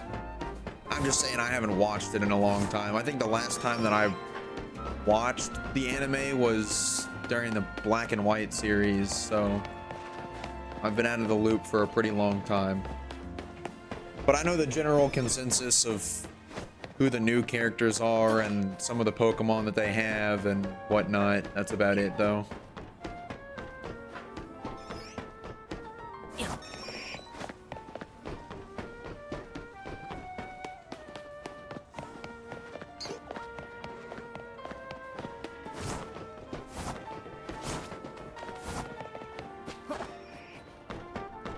From what I've heard, the new stuff is at least pretty good. Seems to be that there's still a good revolving fan base around the anime, keeping it strong and alive.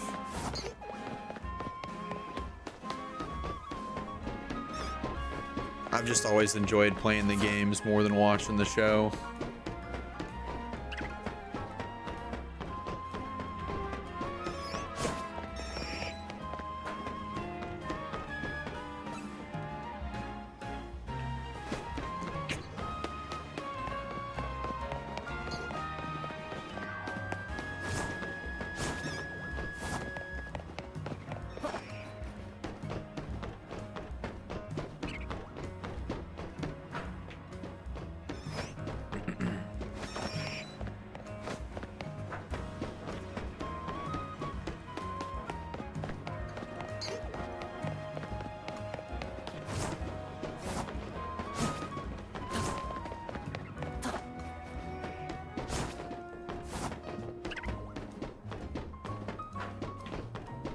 I'm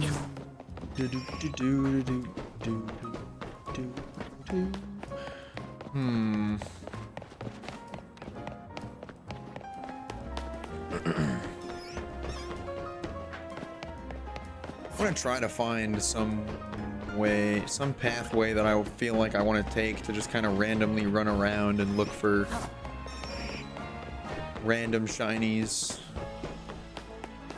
But I don't exactly know where I would want to go, because I feel like most of the like, oh, I'm just gonna go look for something random is just gonna typically end up resulting in some of the same common spawns like Fletchling and Pidgey and whatever else.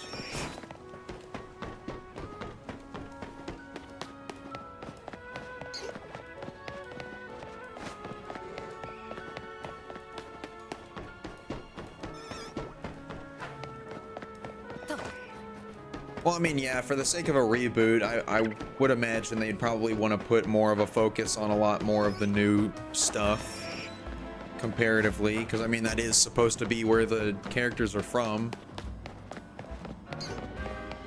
kind of the same with the concept of Ash initially having a majority of his Pokemon stick to the region that he's in, but continuing to reuse some of the ones from previous games. Liko's brand new to the scene, so most of her team probably should be Gen 9 Pokemon to start her off.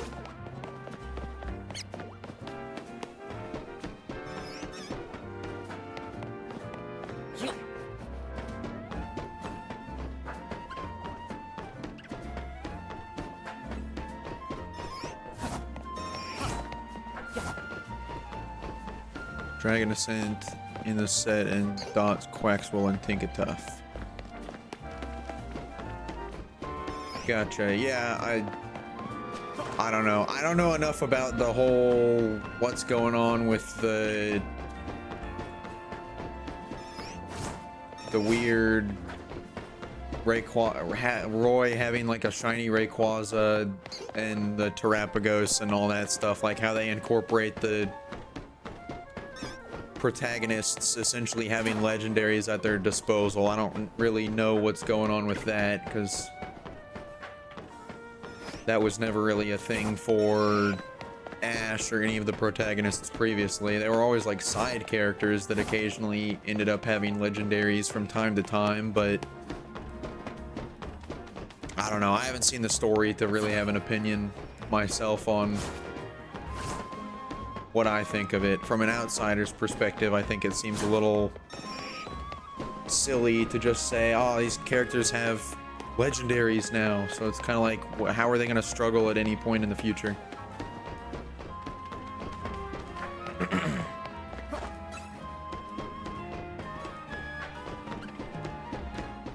But yeah, I don't know. It'll be a different time when Gen 10 rolls around. I'm very excited to see what all we're going to get out of that in every facet of everything.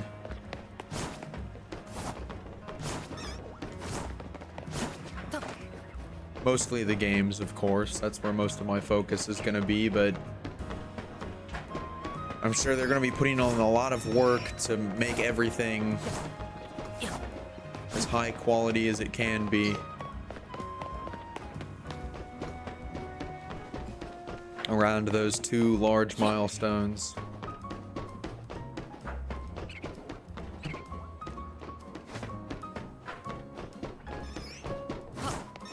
Hopefully, sometime.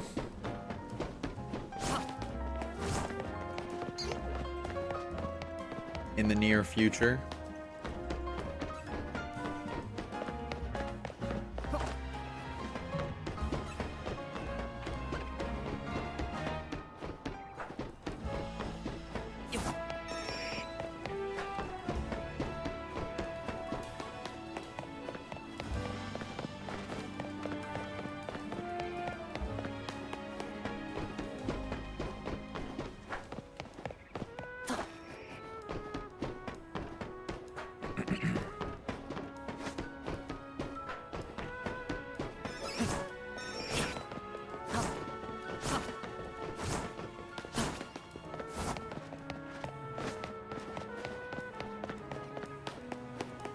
I don't entirely have like a fully set up plan for how that's gonna look, but not really at that point in time just yet to know whether or not that's happening, but it's on the agenda.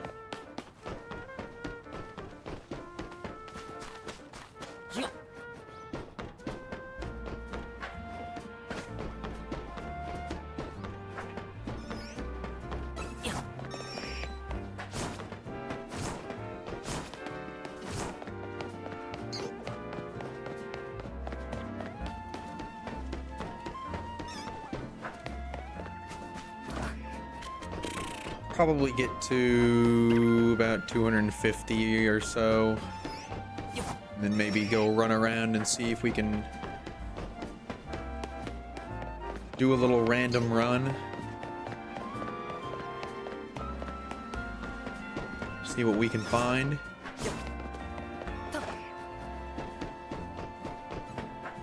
It's worked out for me so far, just randomly running into other things.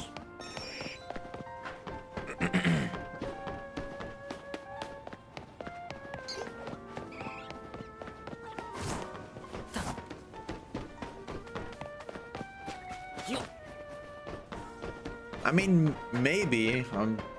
I wouldn't put it past them to do necessarily anything, but by the same token, I feel like it's kind of a weird move for the sake of a TV series to keep one main character for, I don't know what, 25 plus years. Anime hasn't been running quite as long as the games, but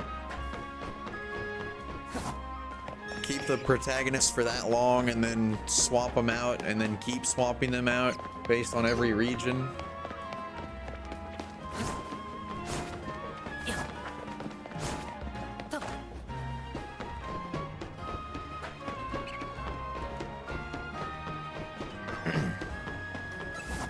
I feel like that's kind of a strange thing to do, so I would imagine they stick with Liko and move her into Gen 10.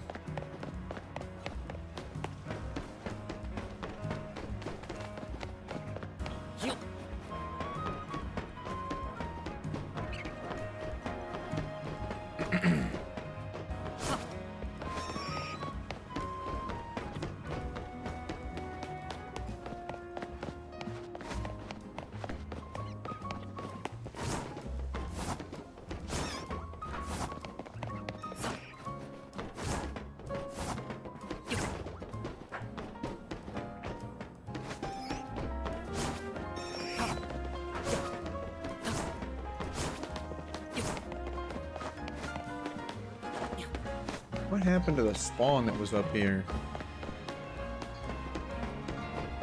Usually a Pidgey or a Swablu up there, but I haven't seen one in a while. I didn't think I saw anything like fly away. I don't think they're usually skittish, so they shouldn't have disappeared. But oh well, I guess. Something happened to it. There ain't nothing there right now.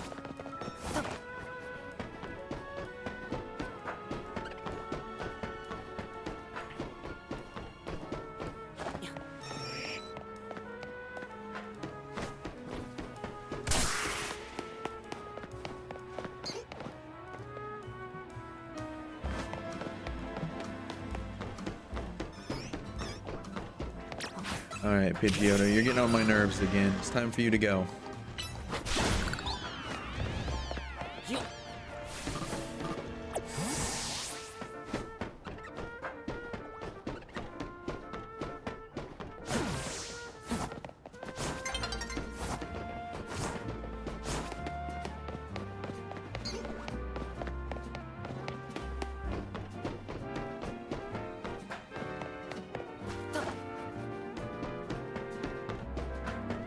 Come on, little monkeys.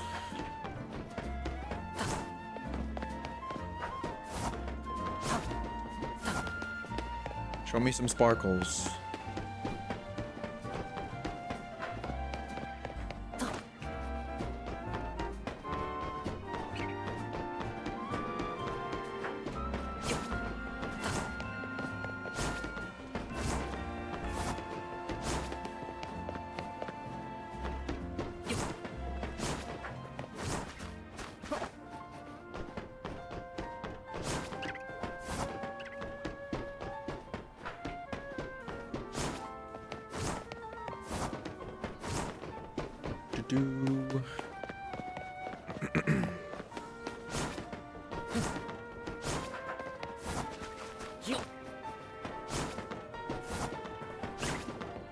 Still not entirely sure what to expect if the one down lower shines.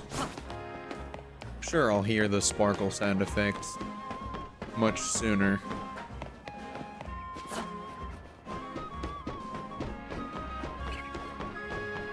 But I still like just getting a visual just to make 100% certain.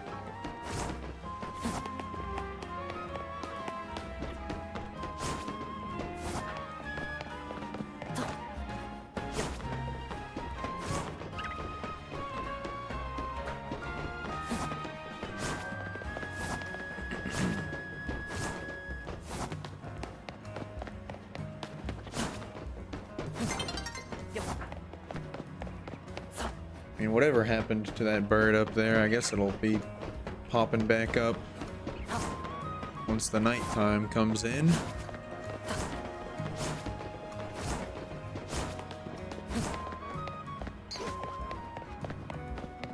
This is certainly a lot less eventful than some of my previous ones, just because there's a lot less Pokemon to spawn in this location.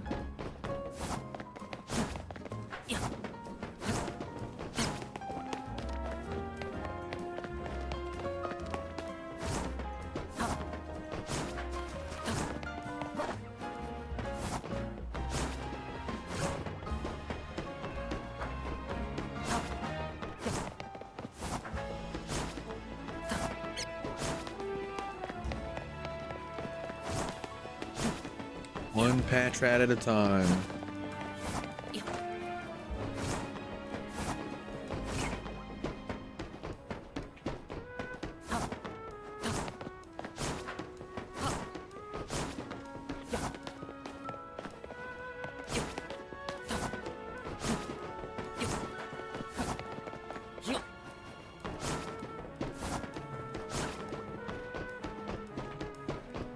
Alrighty, we're gonna get check 220 in. And then it's gonna reset the cycle for us to 221. And then I guess I said 250, but I'll probably just do however long it takes for the next whole cycle.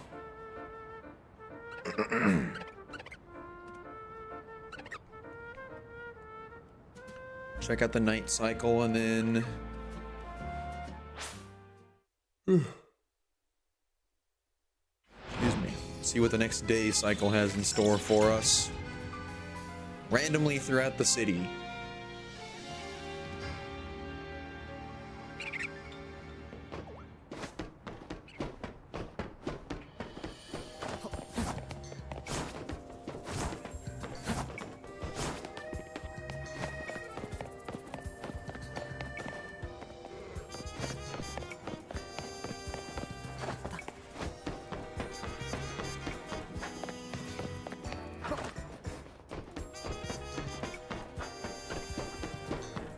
I guess if I get close enough, I heard a Magikarp cry, so if I get close enough on this side, I can hear them, but I don't know if I can see them from here.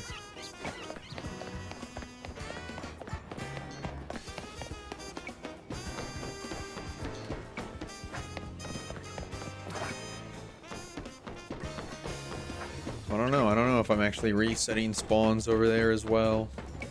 Or not. Guess that should probably be the first area I should check when I decide to take a break away from this rooftop.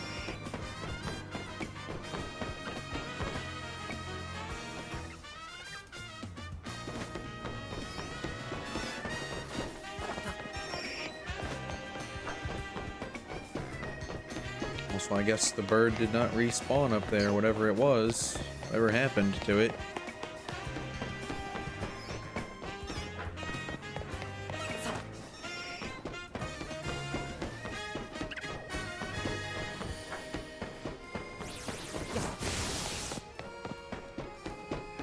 Leave me alone, Pidgeotto.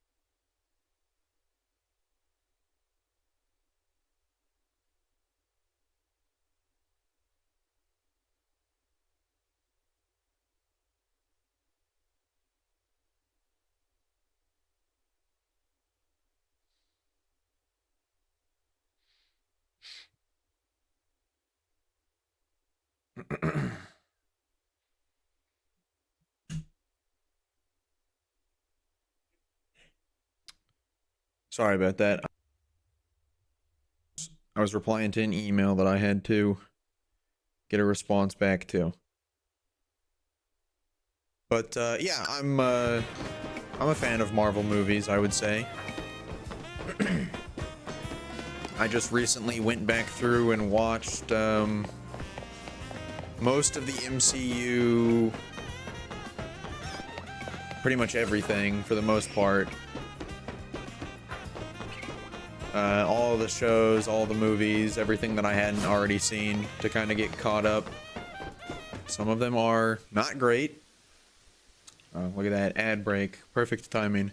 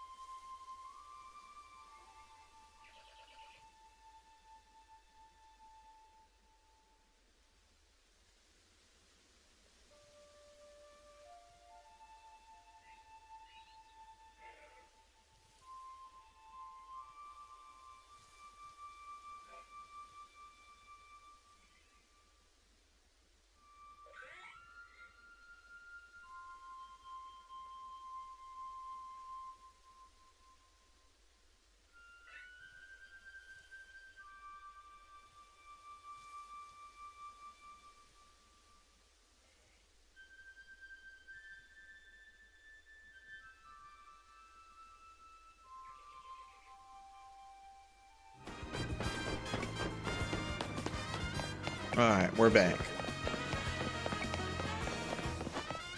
But yeah, I'm a fan of Marvel in general. I like most of the stuff in the MCU.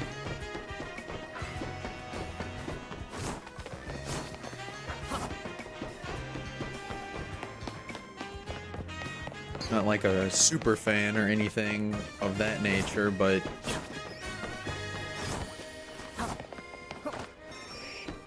this is just one of my old t-shirts from my teenage years that still fits me, so I still have it around for when I'm chilling at home and want to wear something a little bit more comfortable.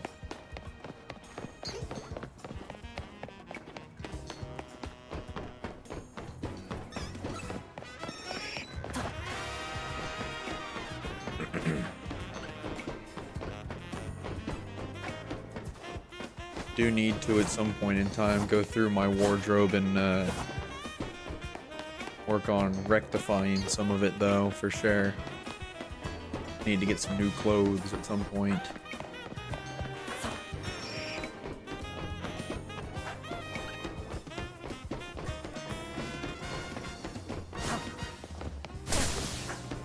Just not really a big spender, and I'm also not really like a person that cares too much about fashion or anything along those lines, so don't normally care too terribly much about what I'm wearing. Obviously, I don't want to dress like a slob or a bum or look like an idiot when I go out in public for the most part, but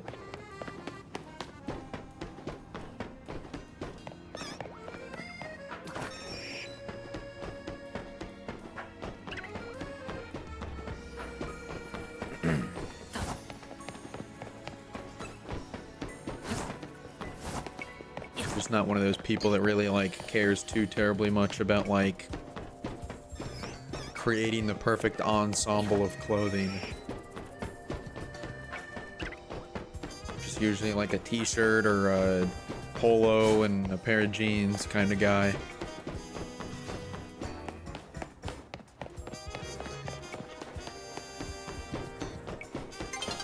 My previous job got me kind of used to that too, just wearing jeans pretty much all the time. So I definitely know that I need to get new pairs of shorts because I just didn't wear them during the summertime because I wasn't allowed to at work. For safety reasons, we had to have long pant legs.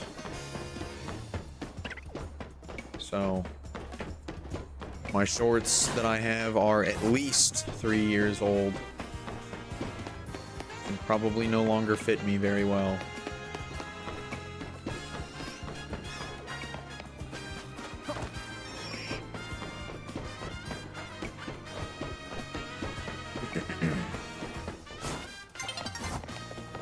Alright, I guess I'm not quite making it to 250, but 245 should be close enough.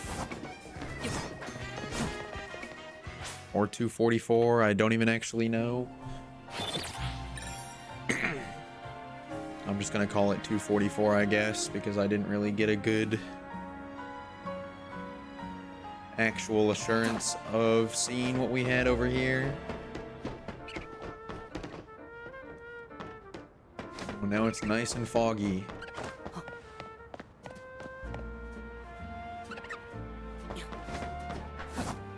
Alright, we'll come back over to this area later.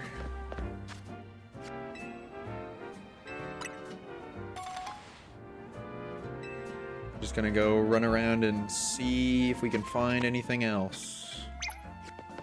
Put a pin down just to remind myself exactly where we were at. We'll just go for a run around the city and see what else we can find. Or if we can find anything at all.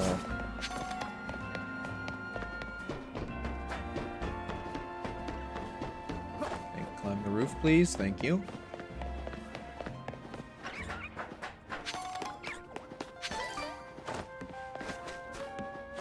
Oh, well, there's a shiny Bellsprout. That's something already.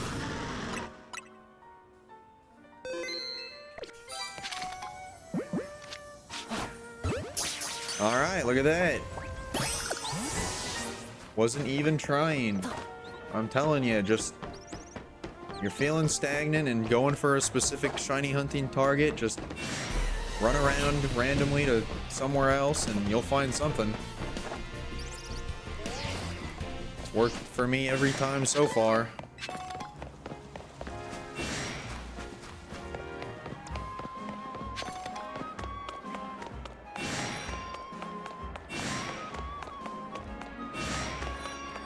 Is that Alpha Panseer just stuck in a weird state of encountering me up there? I don't know what was going on.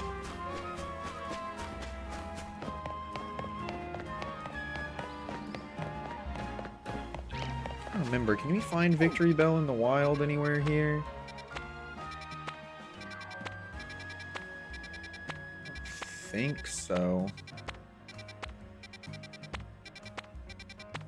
I don't know what I'm doing. I should probably just look at the Pokedex to verify that, though, huh? Oh, there we go. Okay, no, we cannot. So I'll probably go ahead and evolve this guy.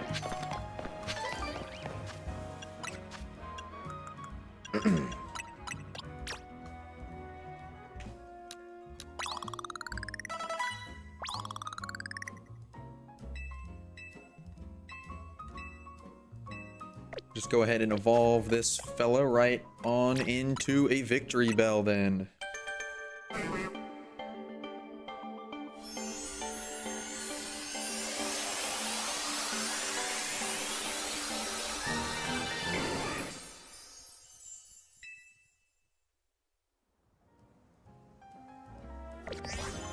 Whoops. Then we find a Leaf Stone. And get to evolving once again.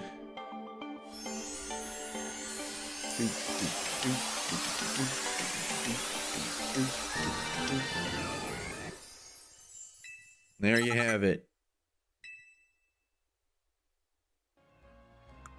But that's not all. We also have Wherever it is. Maybe, possibly, probably. Somewhere. Victory Bell. There we go.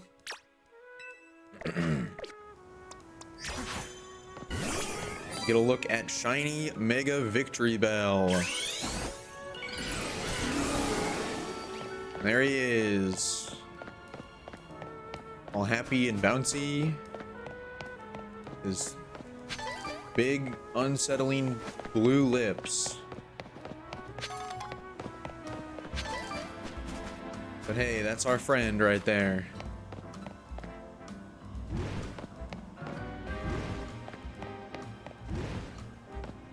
I like the sound effects from the bounce. That's fun.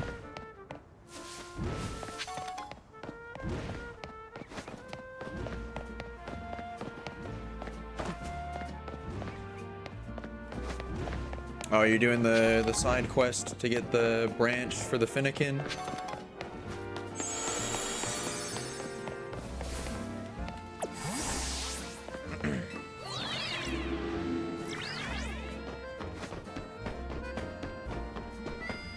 Yeah, I don't know. I think it was the last one that I picked up, so I don't know if it's programmed to do that or if it is just a specific spot and I got unlucky in picking the correct one last.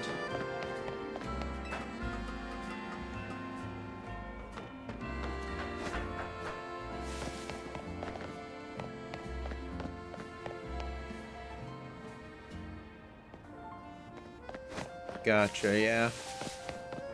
Got a good little... I mean, even like that, there's a lot of nooks and crannies throughout the city. So it's always possible for you to miss something that you didn't see the first time around. So at least the side quests give you an indication of where they're at.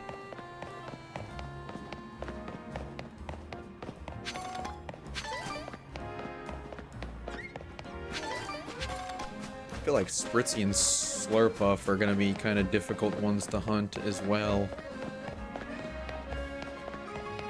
What I've seen.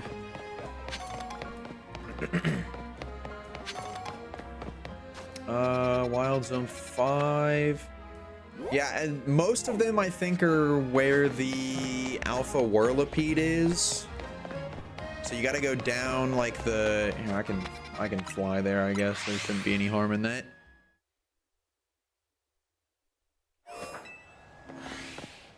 But when you go into Zone 5, unless it is picking up all of them, but I'm pretty sure I found it, but you should go down this staircase here, and across this way, and then go down through this tunnel.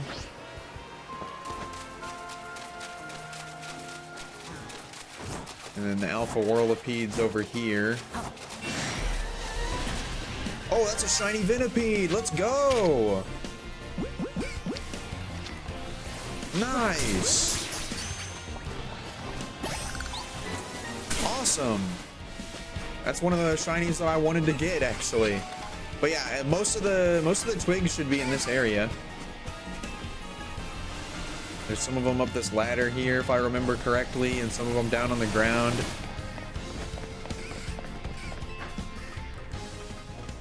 So most of them should be in this spot over here with the Alpha Venipede and Alpha Whirlipede and all the Venipedes. All right, let's go. Shiny Venipede.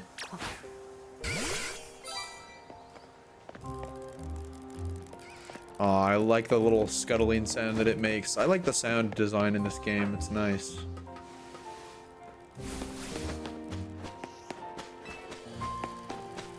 Oh, that's a revive again. I have too many of them.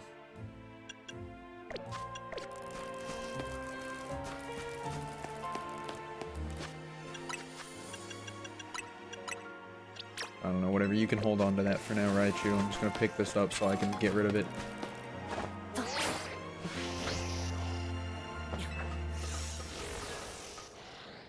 Oh, bye-bye, Abra. I didn't even see you over there. Oh, there's an Alpha Abra, though.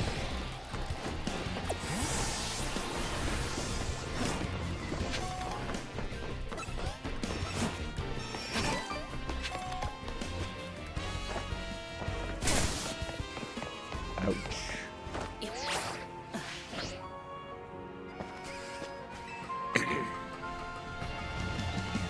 Alright, the side trek is still working. Yeah, this is still in Wild Zone 5. If you fly directly to it, you just turn left at that front area and then go down the stairs to that side of the water. I think if you haven't done it yet, there should be like sludge piles in the way. You just gotta hit those with a water type move. And then you go down that area and keep following the trail of water. And then come out through the tunnel, and then most of them should be in that grassy area across the way. Can you guys stop attacking me, please? Being rude. I'm being stupid because I just picked the item up in this area, so I don't know why I came back over here.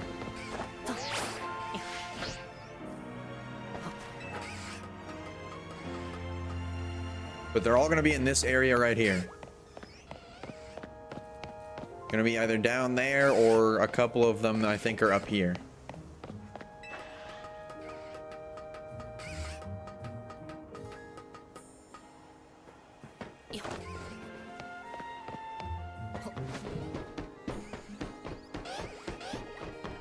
You don't have to climb up onto the rooftops up here where I'm at right now to find them.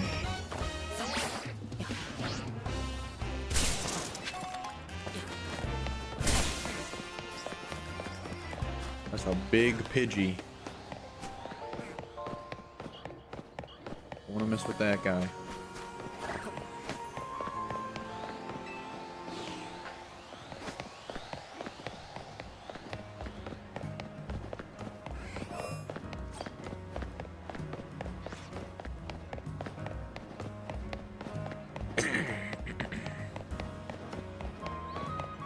I don't know if I quite want to evolve the Venipede just yet.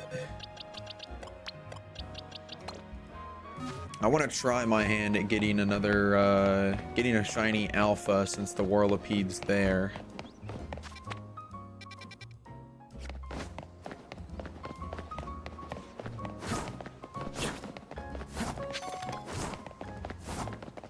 I'll go back for it at some point. Probably soon-ish. I think I'm gonna try for the starters first, and then Venipede will be on the list. But I did my playthrough with an Alpha Scolipede, so I want to try to do the same thing with the shiny.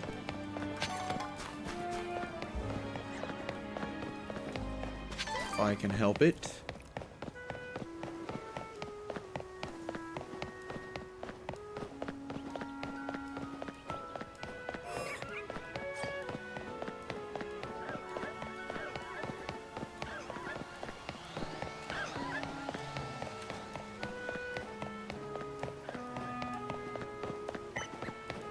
Let's see, where else do we want to go exploring?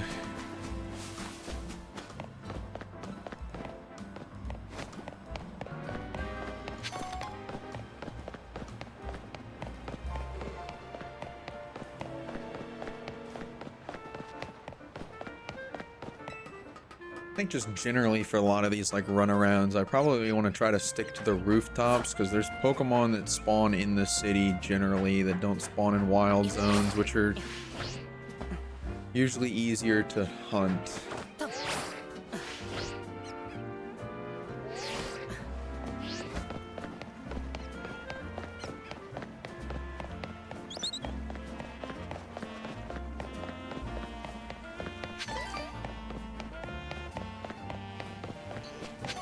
There's another like big open area.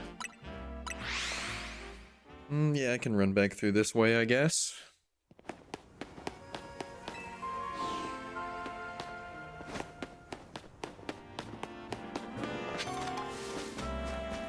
Gives me another couple of shots at the monkeys in the trees as well.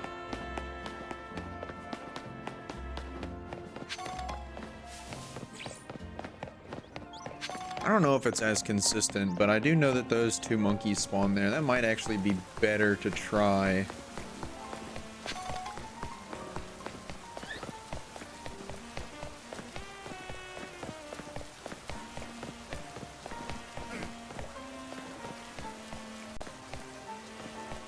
There's an item up there behind that Pikachu this whole time. Guess I never really bothered to go all that far up there.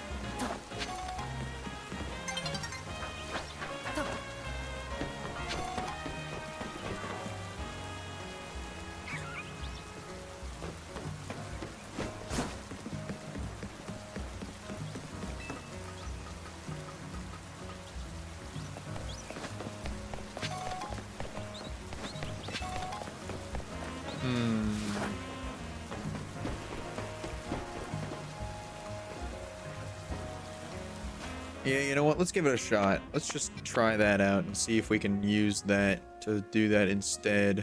Also, I need to change this again because we got another shiny. So Bellsprout did not get to stay on the screen for too terribly long. But I don't mind.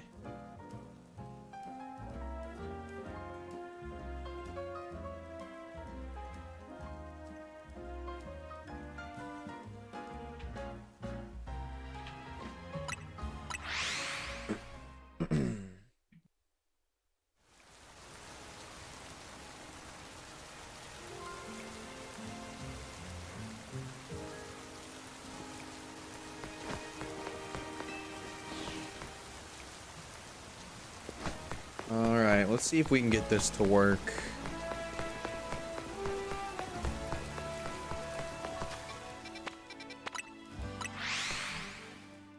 I don't know if this is only Pansage or if it's all of the monkeys, but I'm pretty sure it changes. Okay, yeah, it does change. And that's pretty much all I need to do is just get that second one to load into the tree and then do it again. So yeah, if I can get that to be consistent, this is actually far better. This will go much quicker. Granted, this time, for sure, I'm practically only spawn. Well, I'm respawning everything that's in Zone 6 and within the proximity, so could also end up with Houndour or Houndoom. Oh yeah, see, that's what I mean. I guess sometimes they don't want to be in that tree there anymore. But even then, even if I'm only doing one check, I think it's still honestly possibly worth it because it's pretty fast. I don't know why. I don't know why that some of the spawns up high just decide to disappear. That happened to the Swablu Pidgey on the rooftop earlier, and now it's happened to the monkey in the tree. I don't know if it's like a daytime, time of day related thing, or what the deal is.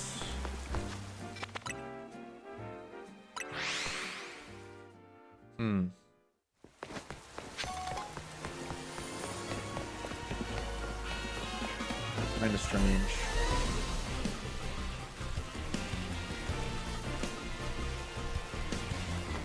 Let's see what Pikachu's hiding up here.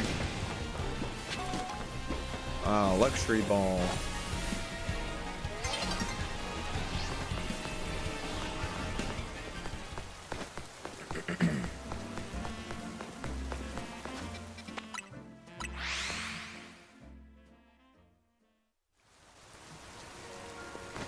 Well, if it is a time of day thing, it won't be for too terribly much longer. If they just don't like the sunset over here.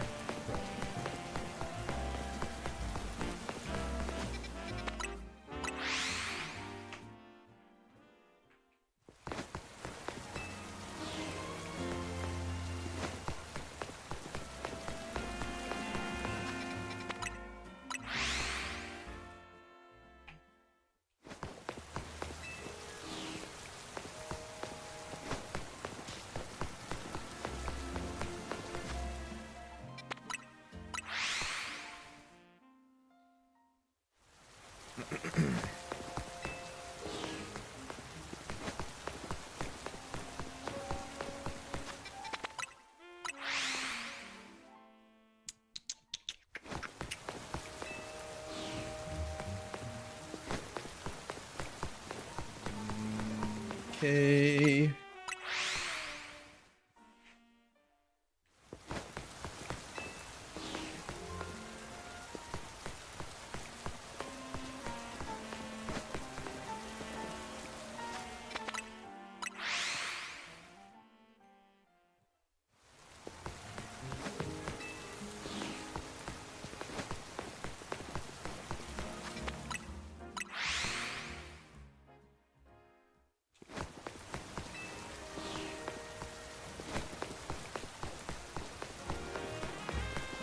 All right. Yeah, I mean, I think in general, I don't know. Maybe this is worse now since I am only getting one spawn.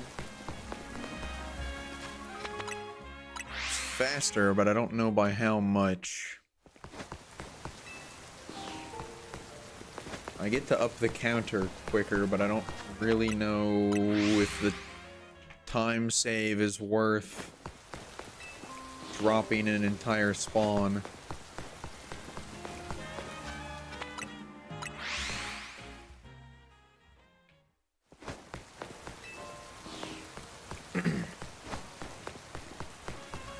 I would probably waste more time trying to do the math to figure out how much time I could save though, so I'd rather just go with my gut feeling of this being better. Especially, I mean, it is definitely better if I can get that second spawn to come back. Which I feel might still just be like a specific portion of the time of day thing for some reason. Like how Drampa is.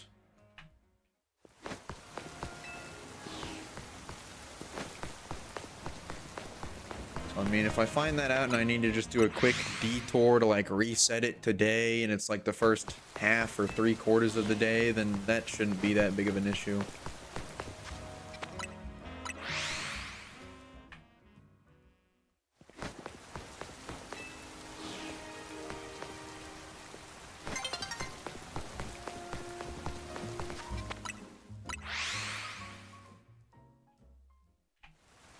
This is also better because I think in general I am refreshing more Pokemon and also more diverse Pokemon instead of just resetting the same exact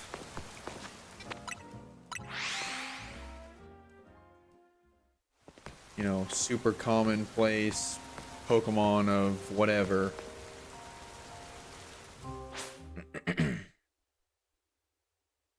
Like Pidgey, Fletchling, Scatterbug. Stuff that's really easy to find. Probably end up getting plenty of duplicates of all of those at some point.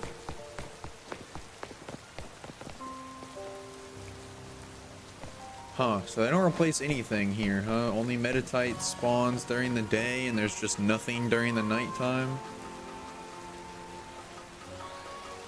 That seems weird.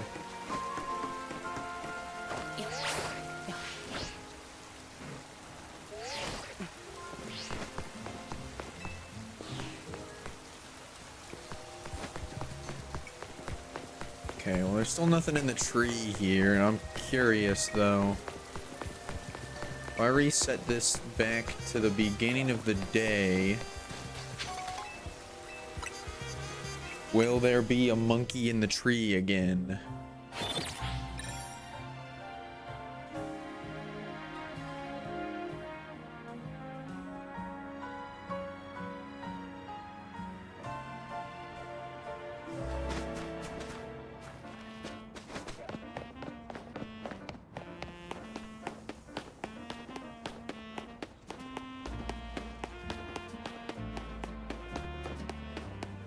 No. So why does the spawn just randomly disappear sometimes?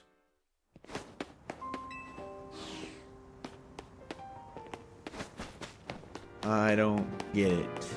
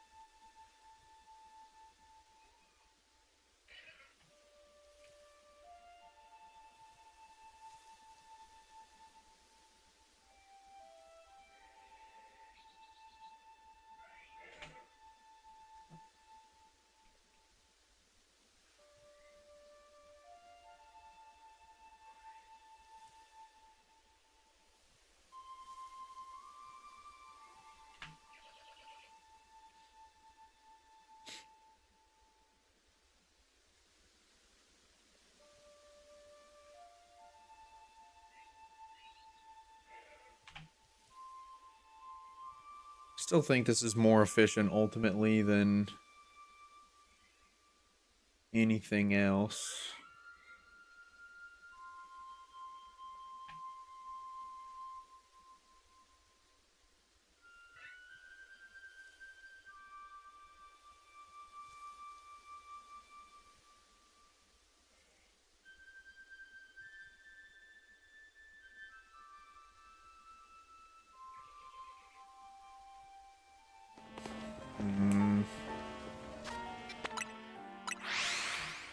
I don't know, it just feels weird because I feel like I've seen the monkeys in other spots enough. I just can't remember exactly where that is. I don't know. I'm gonna keep running around randomly for a little bit, see if I can find other spots where I can find these guys and see if there's a better spot to do this.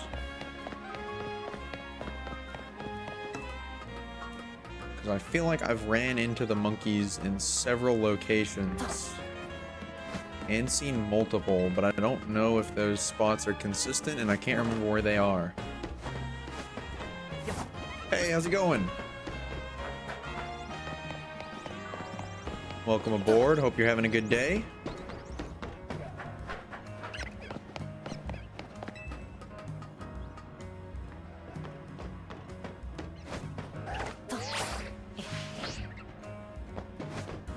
I mean, there are these guys up here. And an Absol.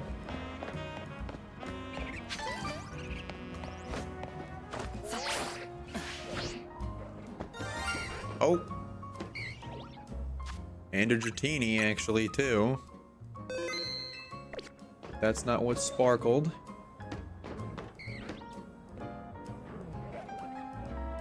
What's shining? What do we got? Ah, Trubbish. Hello, little guy.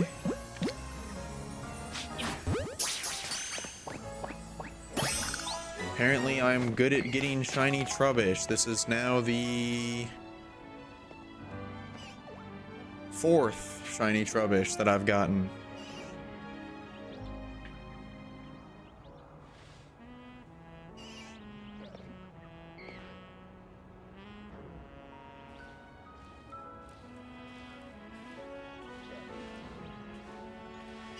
Let's see, where's that little guy at? There we go.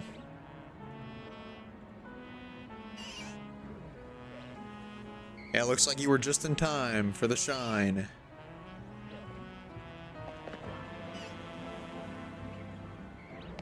Okay, let's see. This might not be a bad spot to do this at, though. You can actually get some pretty decent other Pokemon as well.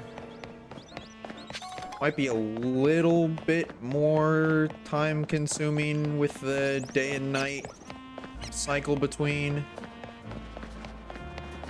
compared to some of the other spots that I've tried to look for, but there's an Absol spawn and a Dratini spawn, which are both also pretty limited in their location, so I think that's got to be worth something.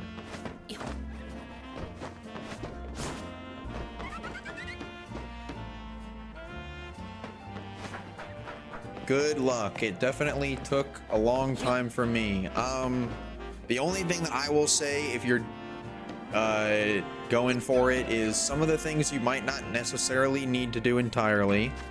First and foremost, just want to throw that out there, because the final battle thing is to do 1,000 battles and you get 2,000 points, so you don't necessarily have to do the capture of everything, so you might not really need to like waste your time trying to catch 50 dragon types, since those are fairly limited. But to do the battle thing, I found out about this after the fact, but the best recommended thing, you might want to look it up just because I don't remember which one it is specifically, but one of the 1-star restaurants has a pretty easy battle to do. So you can just spam that, spend a couple of bucks, and then just keep doing that battle over and over again. And that should help you get through the battle system quicker instead of resetting to nighttime, running around, finding trainers, battling them with a few stronger Is that a shiny Pansage? Oh my gosh. Let's go. Alright, well, I definitely think this is the spot to do this in then, huh?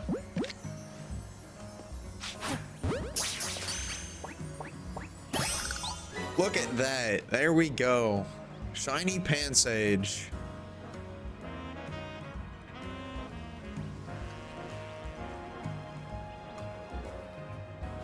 Yeah, no problem. I went through the entire process and got to that being the last thing, and I was like, are you kidding me? I'm 100 points off from the shiny charm, and the last thing is worth 2,000 points, and it's just to battle people.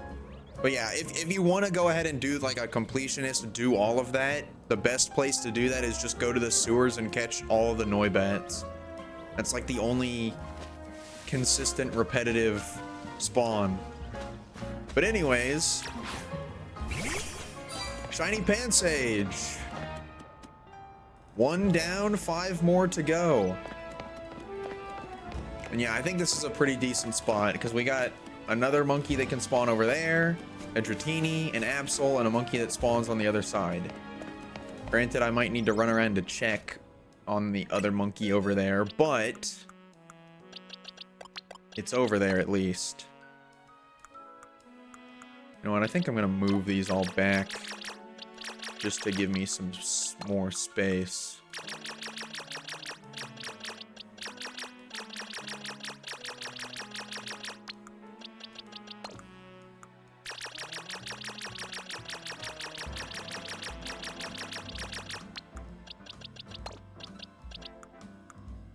Also, at some point, once I start working my way through, I'm not going to need to keep all this stuff because I'll have replacements for them. That's actually already true. I don't need you. And I don't need... Well, that's actually an alpha, so I'll hold on to that one for a little bit, maybe. But that way I can move all of these guys over to there, and then I can keep the ones that I need to put into their actual spot in the living decks after the fact. Alright, 1 monkey down, 5 more monkeys to go.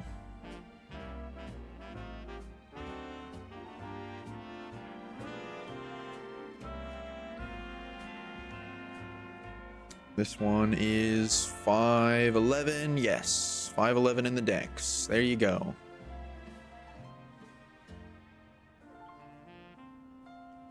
That is a great question. I wonder the same thing, but if I had to guess, I would say probably at the earliest around the time that the DLC releases, which I can't remember if they actually announced or if I'm just going off of what I believe, but will be in late February to mid-March probably, just to give some time to get all that stuff, you know, give the game its time to run through the cycle, get people, you know, in the space of doing the competitive play and whatever, and do that for a little bit before they start influxing it with other Pokemon that you can move into the game,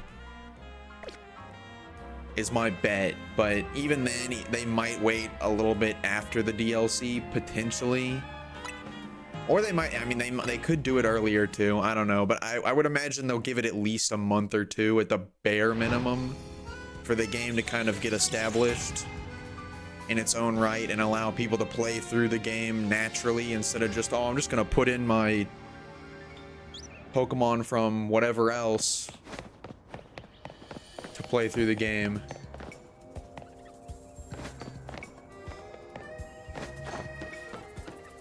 Alright, I guess the monkeys move unless there was one there, because it's not on that roof anymore. Now there's a Pansear over here.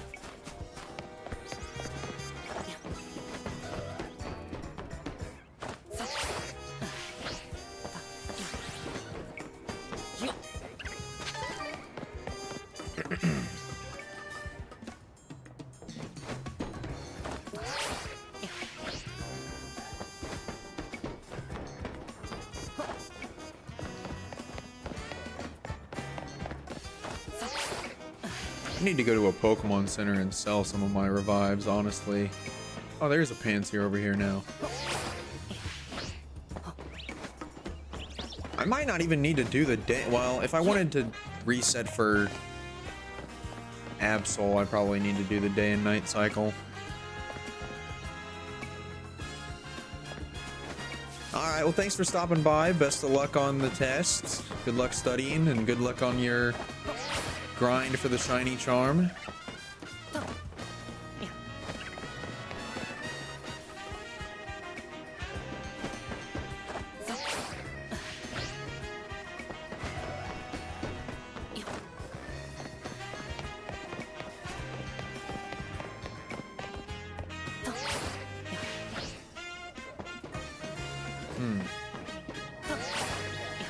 Strange.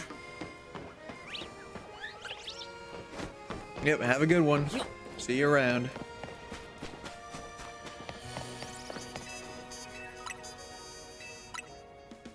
Oh yeah, I need to update my counts. I'm gonna say that Pansage was technically at 274. So we're gonna make that 275, and then we're at 276 now.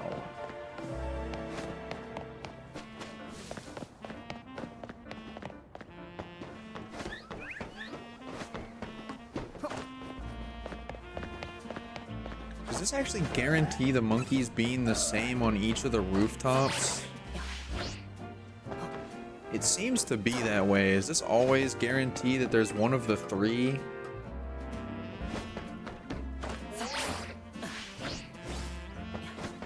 Oh, I guess Absol fell off the roof, trying to attack me. But Pansear's on both of these two rooftops. And this Dratini appears to only spawn during the daytime.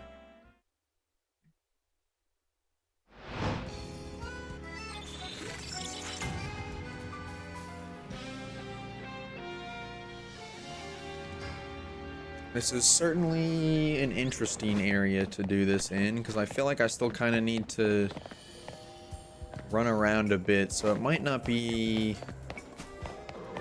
maximum time efficiency. Let me just pull a couple of things out of the box to get KO'd real quick and use some revives.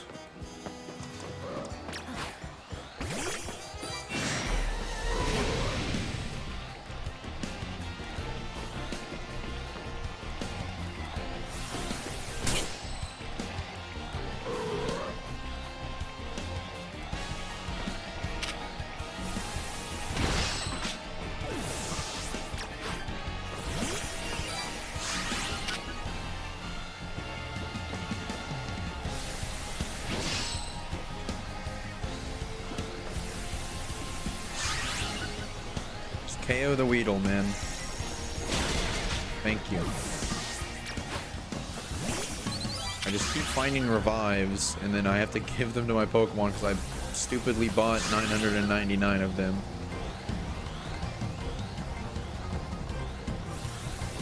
Alright, you just gonna sit there and spam Sword Dance, or are you gonna attack?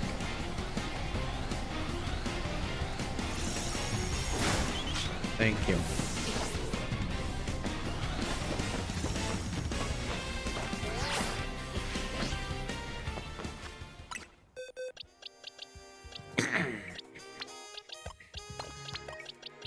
Oh wait, I should probably keep them in my box first, huh?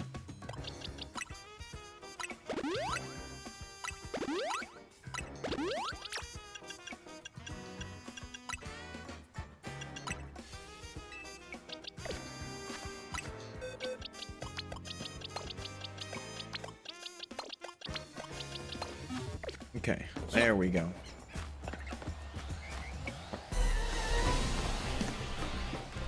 Sayonara, Absol.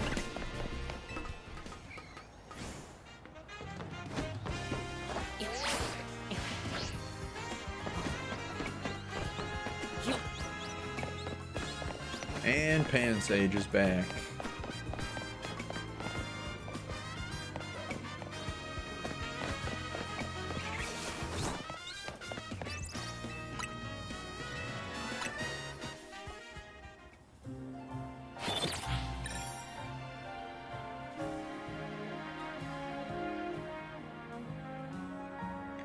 Alright, I'm not entirely sure what to expect from this.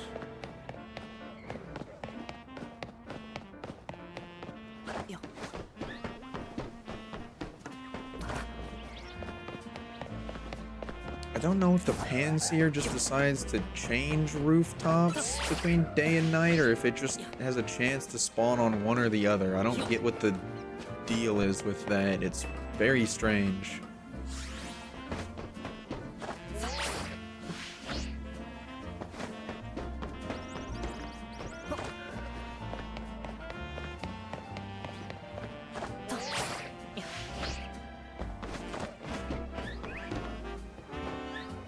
Yeah, I think it just changes. It's on one rooftop or the other, and I don't really understand why that is.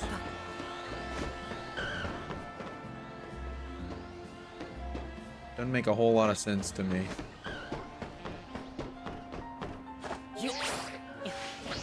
Ugh, that was a close one. I also don't know if it's probably just better to just run back and forth in between here. If that does anything.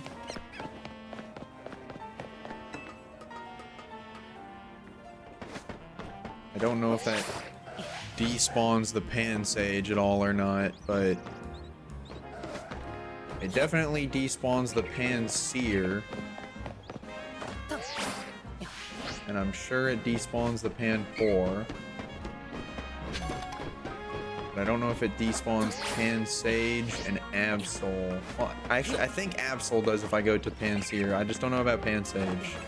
It looks like it might, though, because that one looks like it moved, too.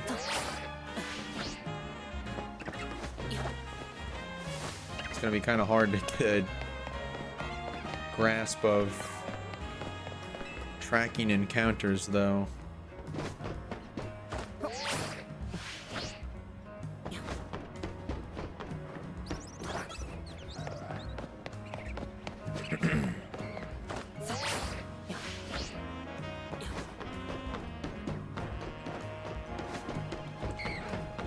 Every time I come over here, we're gonna add a counter. How about that? Every time I end up at the end of the Dratini roof, I will up the counter.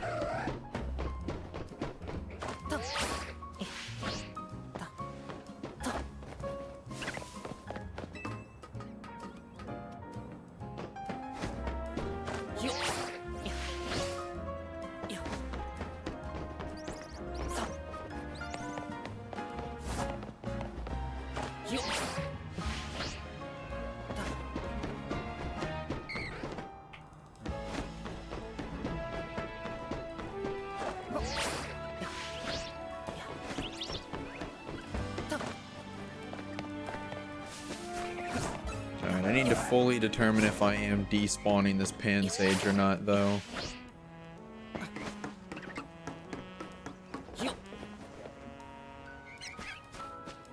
Doesn't look like it, unless I can get him farther away. That ought to despawn it.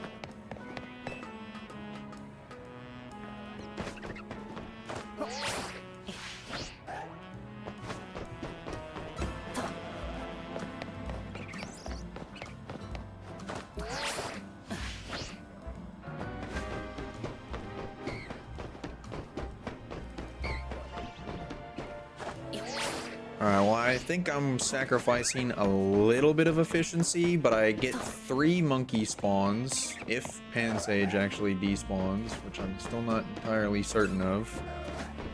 But I guess it's not the worst thing in the world since I got 1.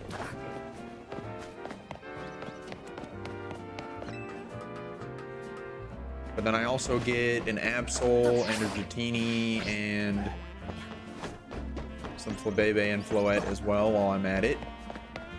And Scatterbug and Vivillon. So I get more spawns for the trade-off of time.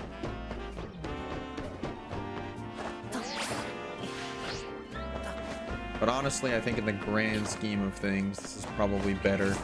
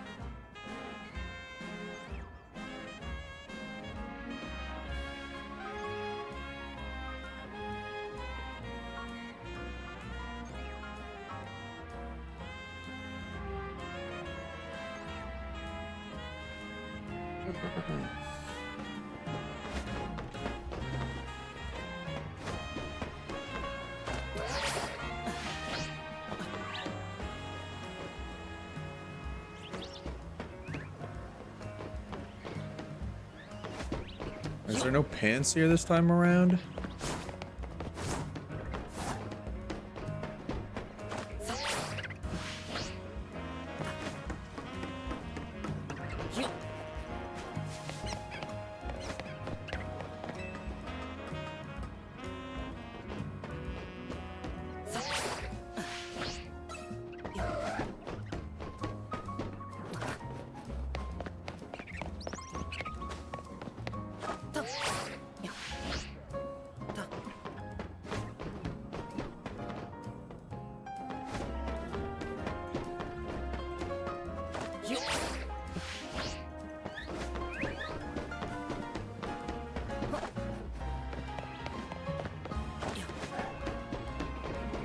Okay.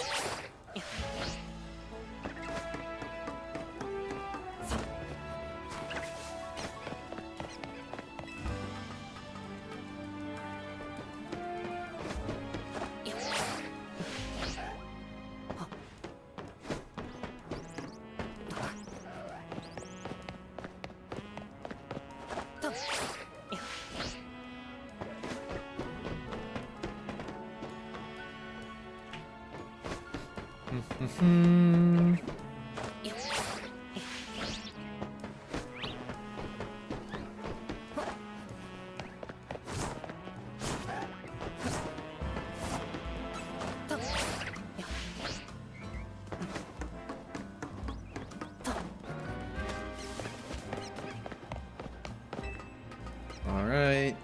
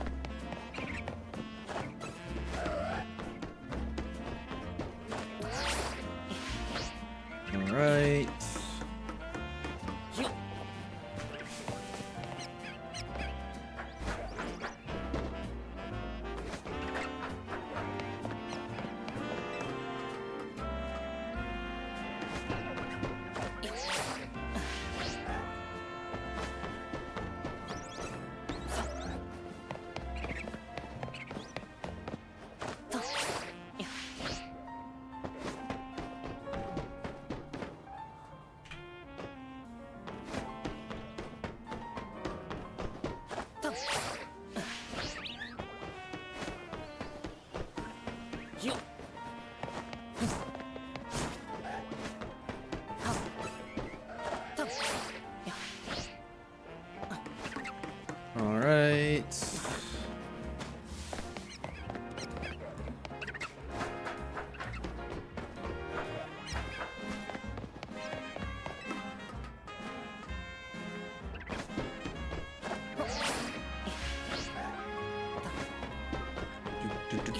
Do.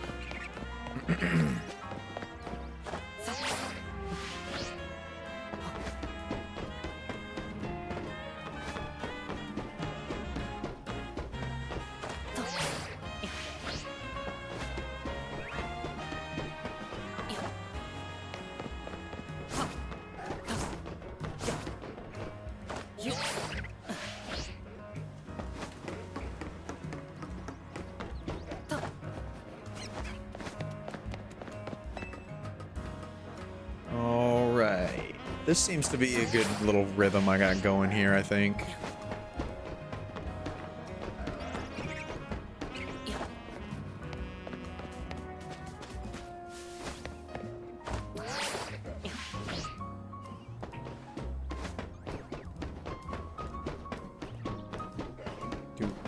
Do.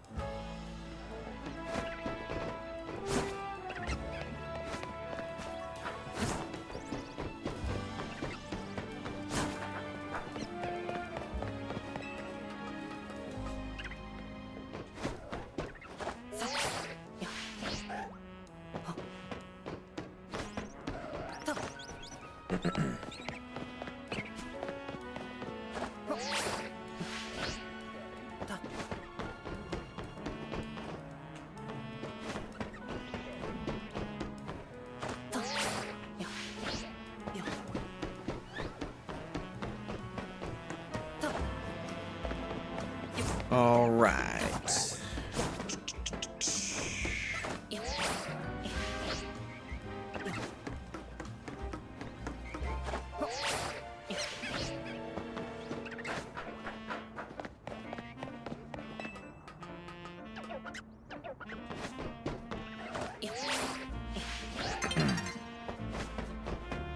Sun's getting low.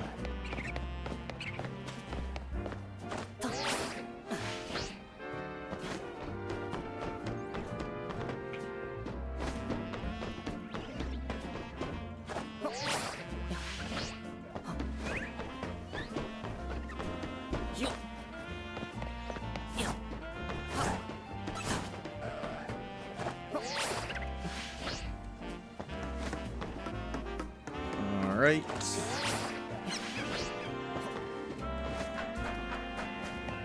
We're just roof hopping.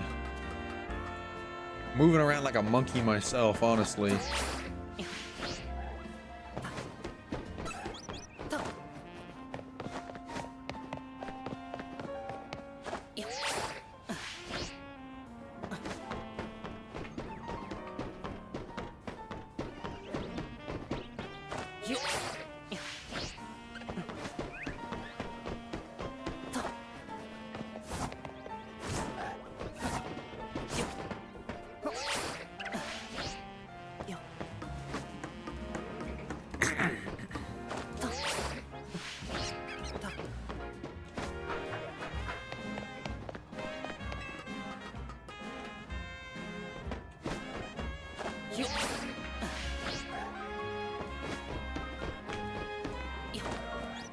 All right.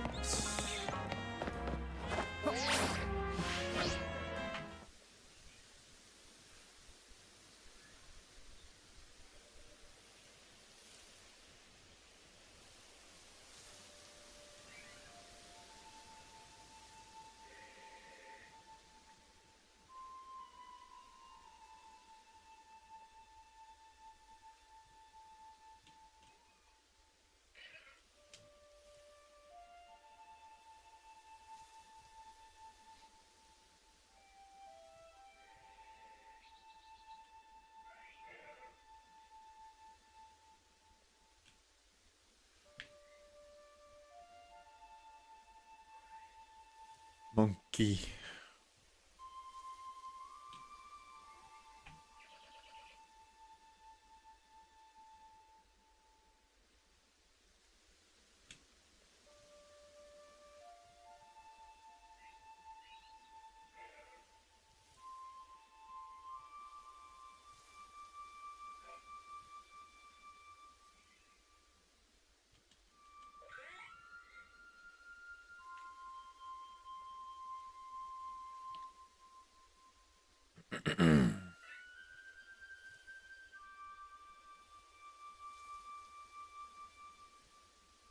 Do the alphas just like take precedent to spawn through the barriers for you to see like that?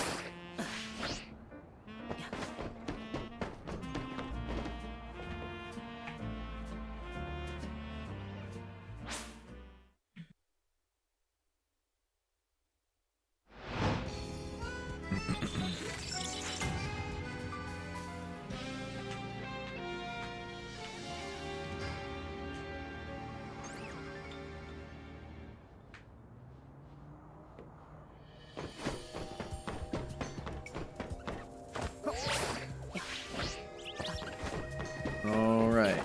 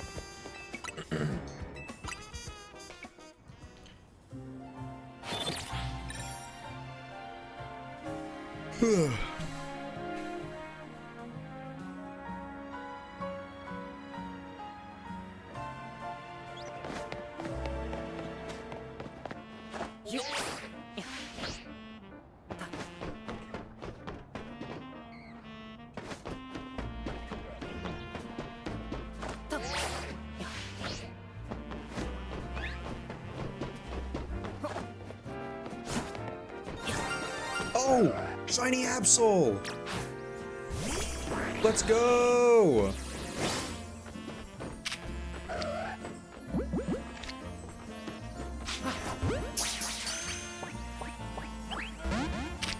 Come on, Absol.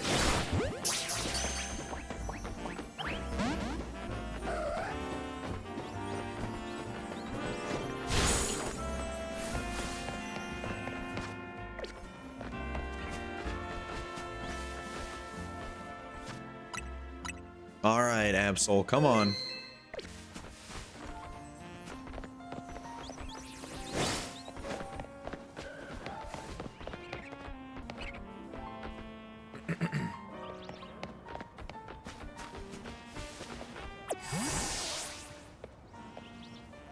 Okay, that was weird.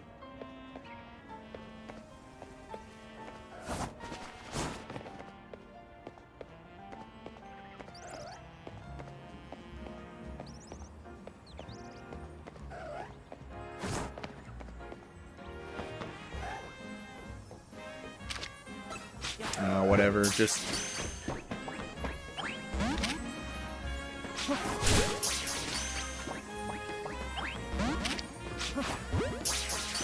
Come on, Absol.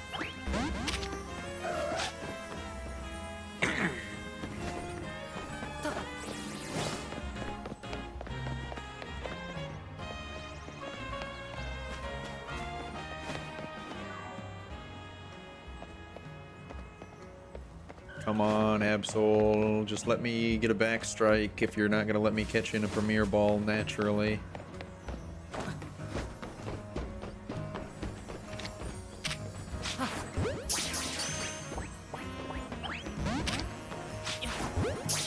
Come on.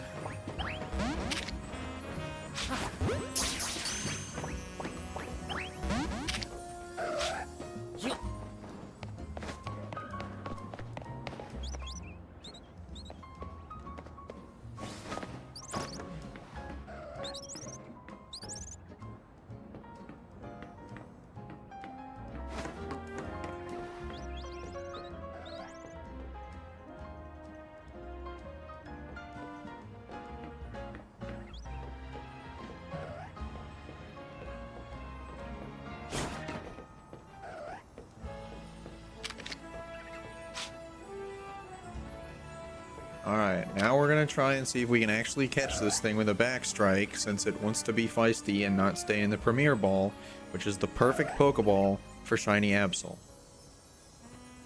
Turn around, little lady, come on.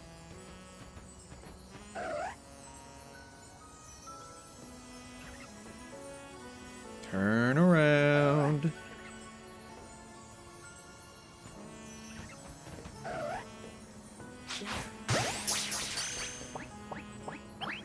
Oh, come on.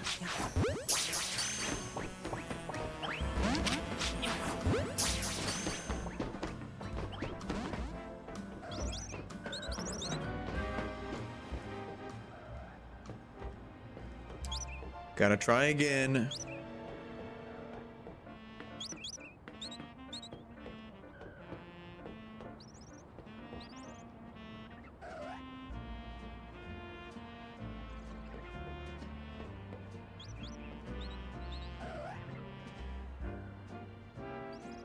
Stalking my prey. I feel like this is only going to end up working out at the rate that this is going if I can get a back strike.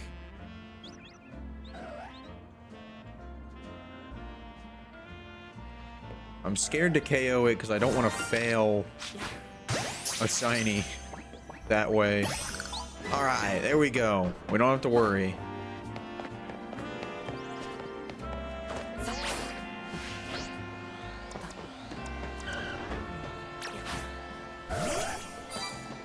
Hey, there we go.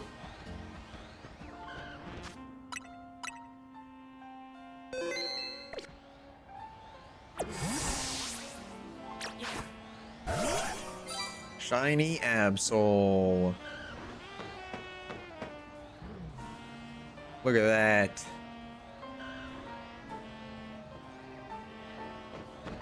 What an amazing shiny Pokemon.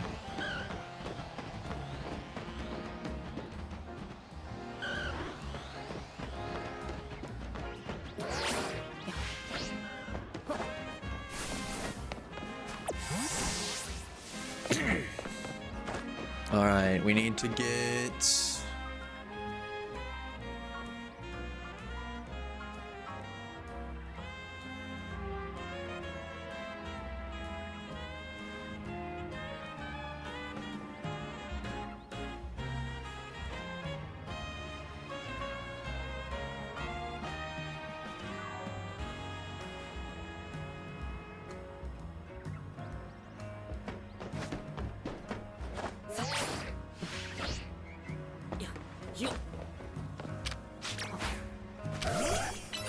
Oh, wrong. I thought that was like Rock Smash or something.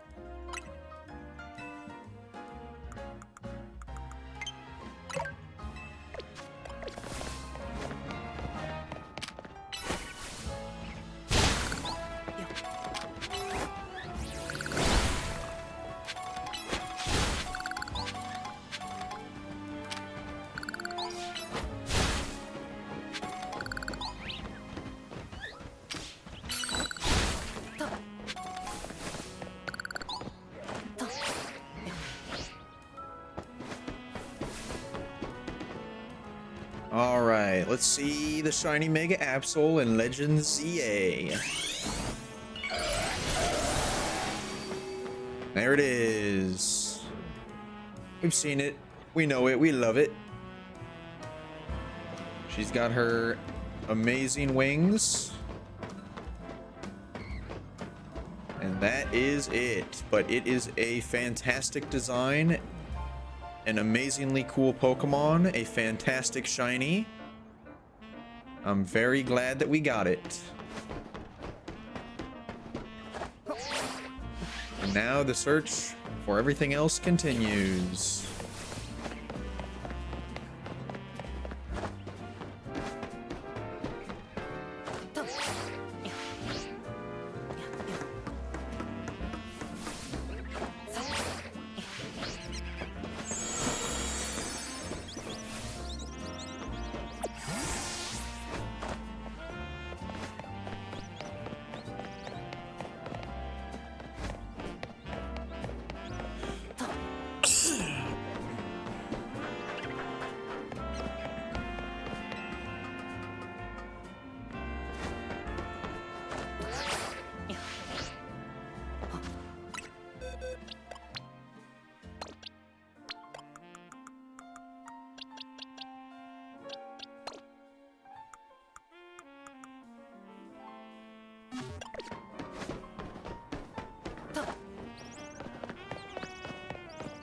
All right.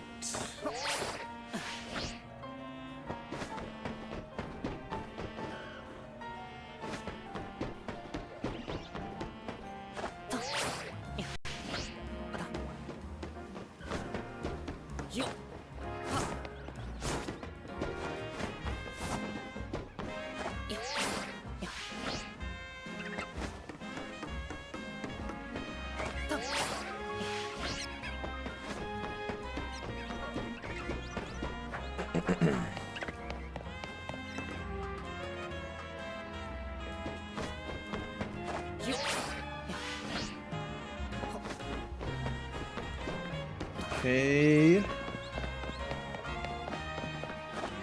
Which monkey will shine next?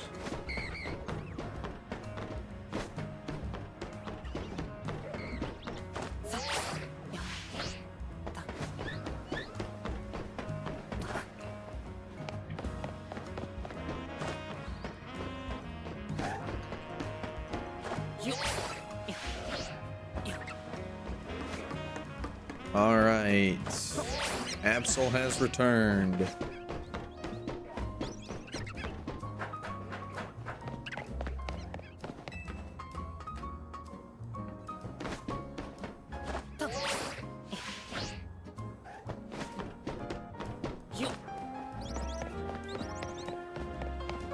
Okay.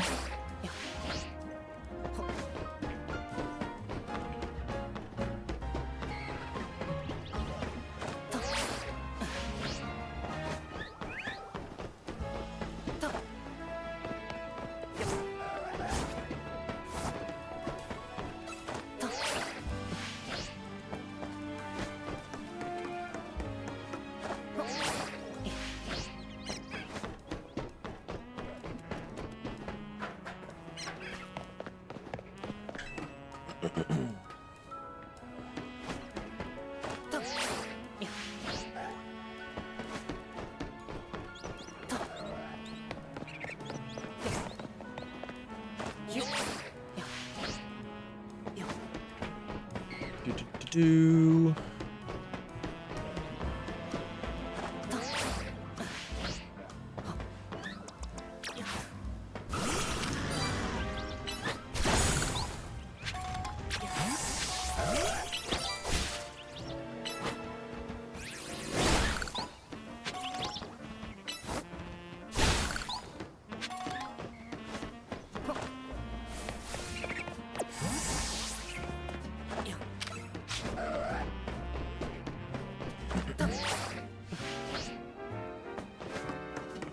I think Panpour is gonna shine next. That's my prediction.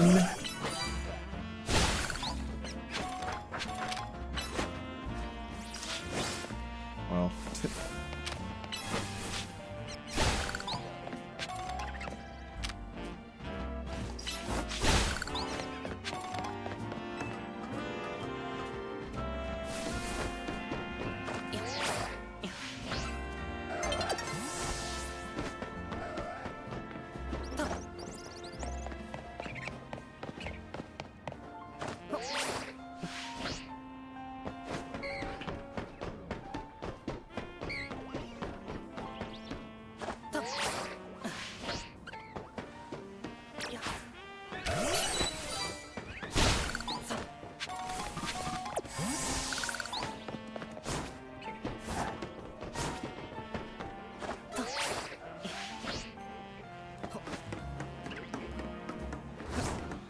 I need to stop using the phone and just roll over there because this roof's small enough.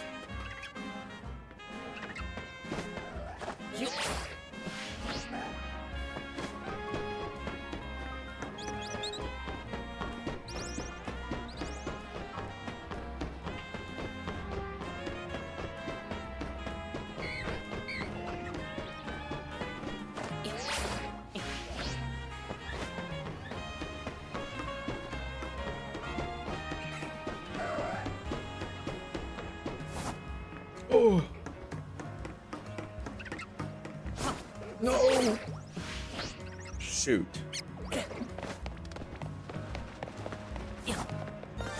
Oh, well, something sparkled.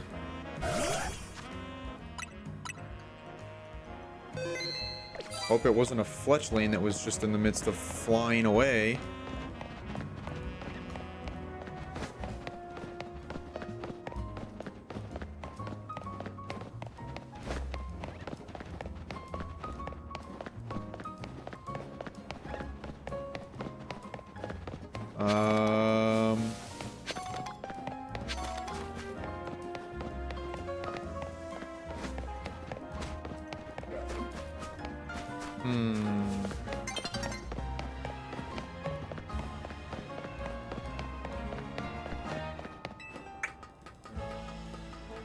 I feel like it might have been a fletchling that was in the midst of flying away.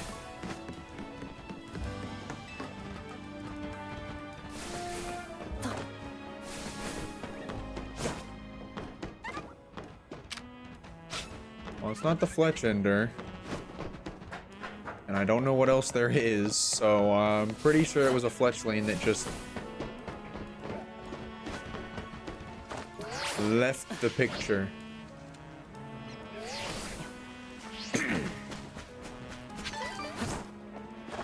Yeah, I'm pretty sure that was fletchling. Which again, why am I getting the sparkle sound as it's in the midst of flying away?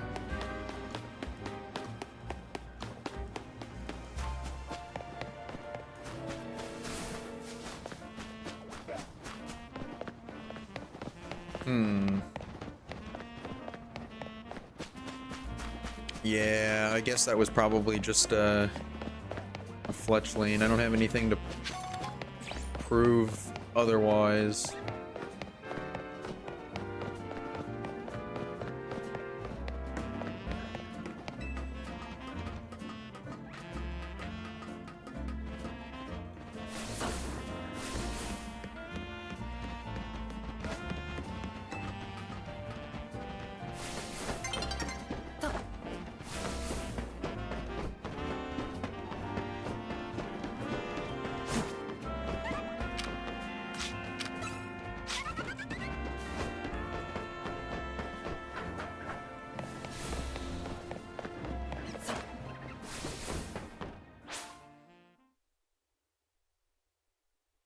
Alright, yeah, I'm pretty sure that was just a fletchling. I don't have anything else to go off of.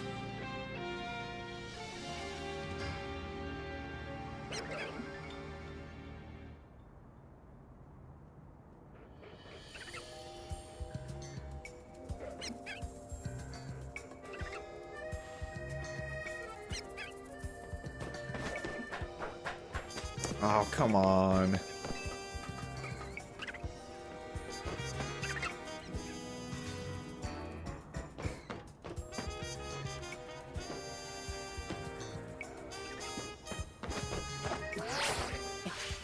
I can't even get to the bench that's over there, man. I mean, I can. I have to go through the battle zone, but...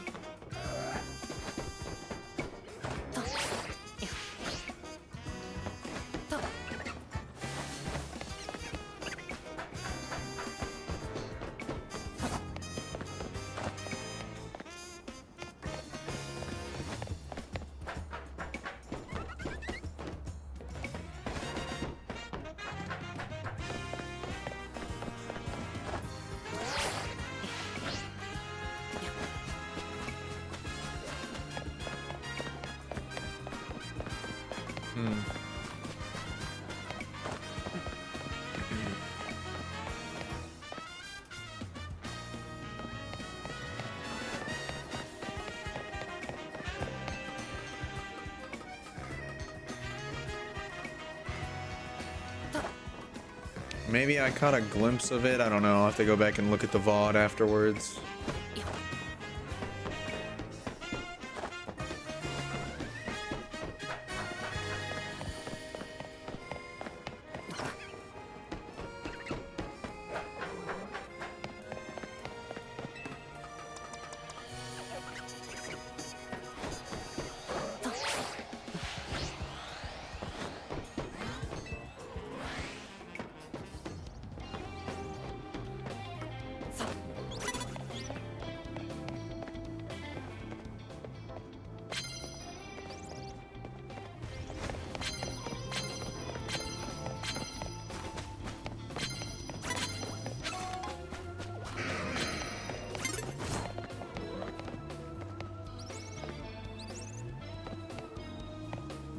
Oh, you can't even use benches inside. Well, that was a waste then.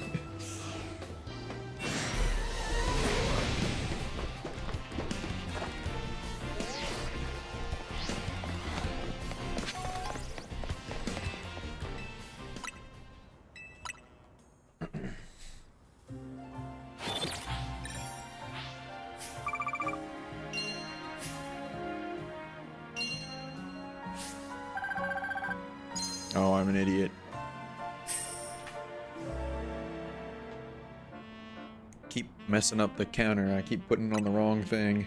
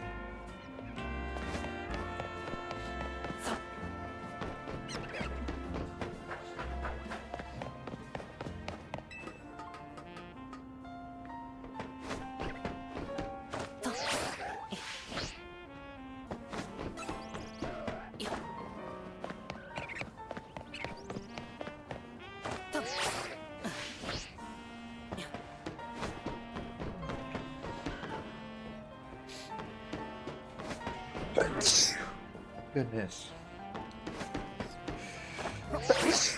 Whew.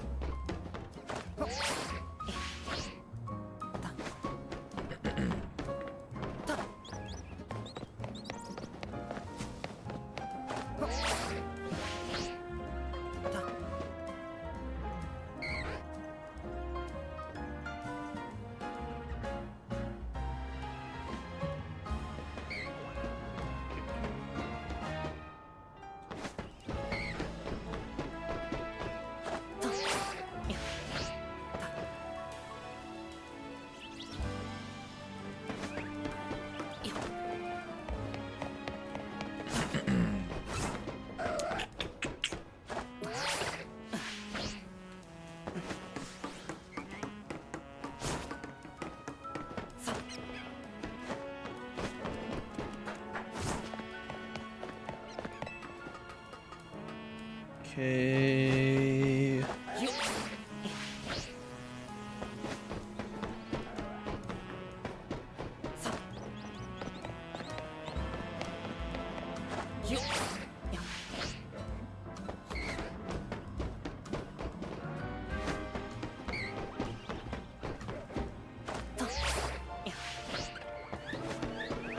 Probably gonna get up to about 350. And probably end stream for today.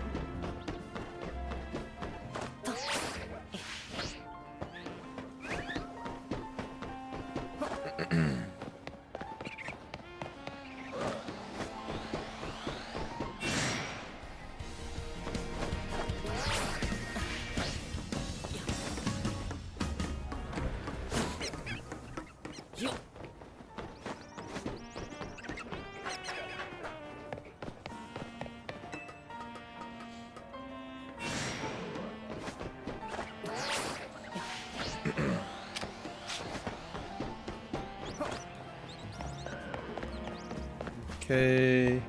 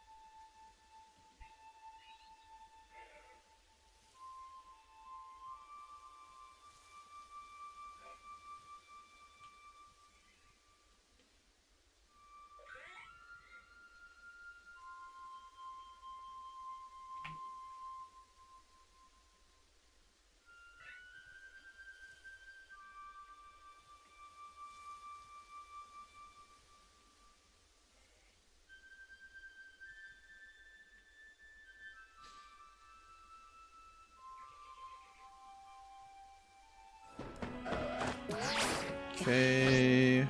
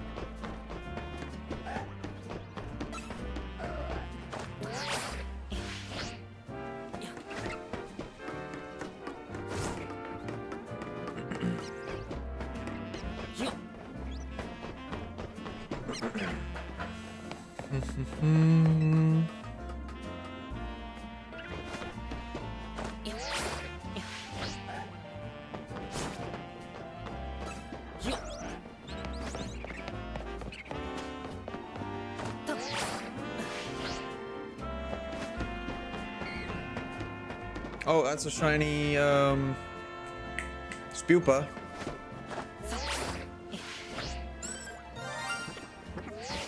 Need to figure out how to get up that building though.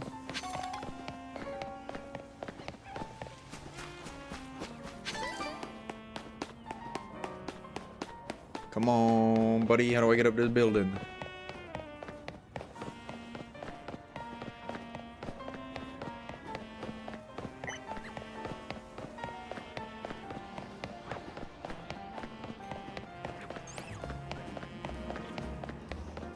I guess I just can only go up the scaffolding over here. There's nothing else. I have to get up this building and then cross the web. So how do I get up this building?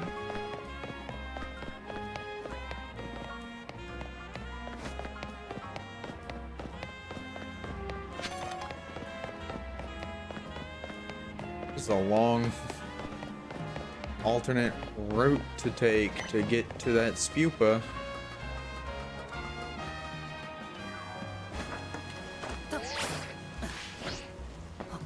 This ain't even it.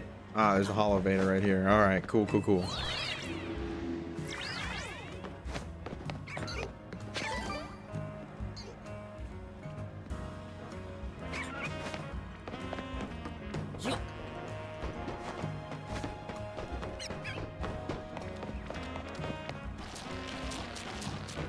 There it is. Not yet, actually. I have to come up this way. Alright, Spupa. What's up, buddy? Oh, he dodged it. There we go.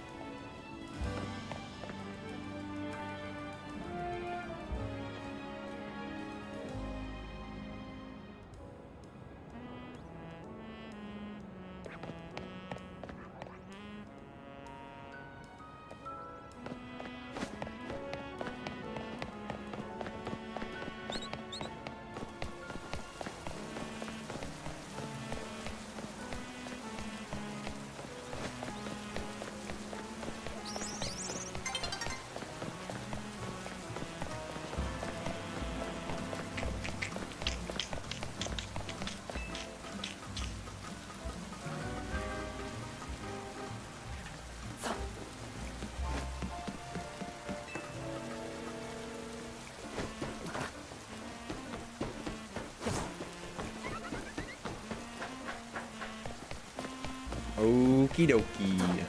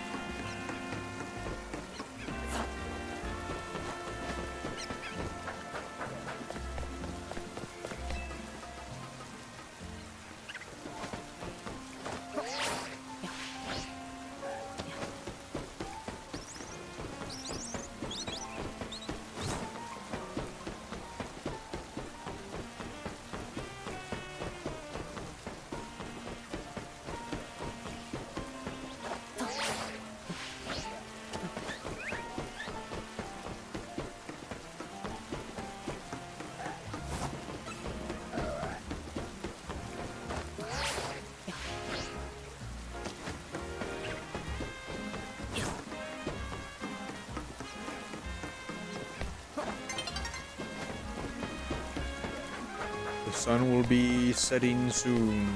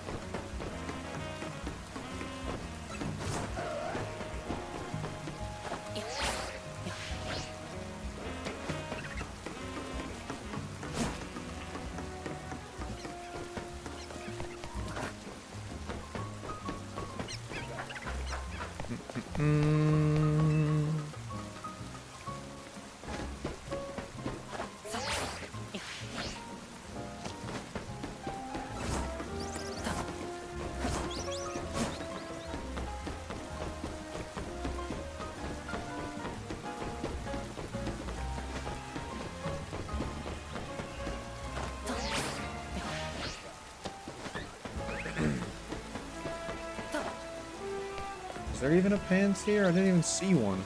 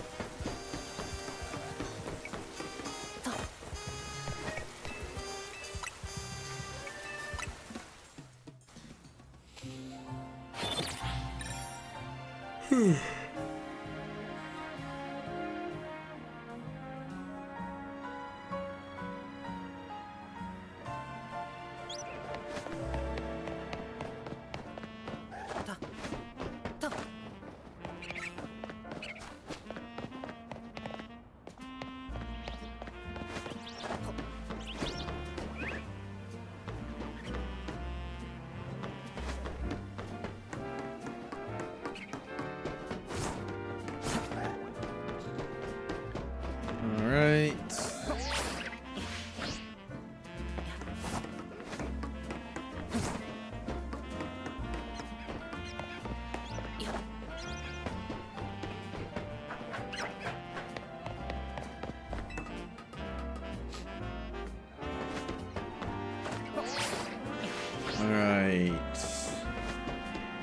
20 more checks.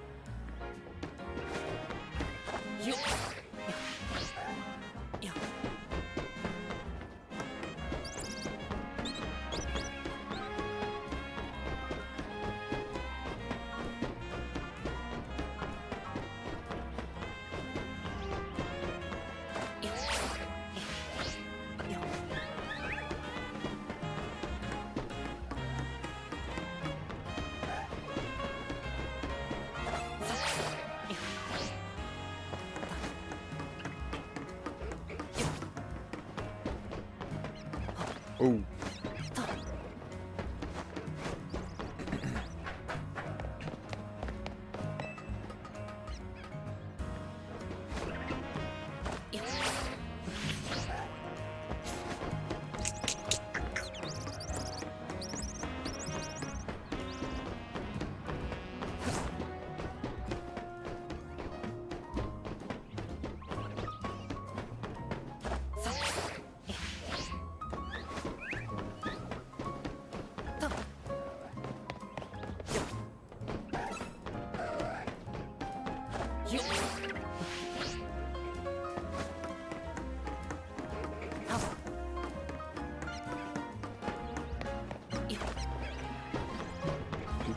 Do.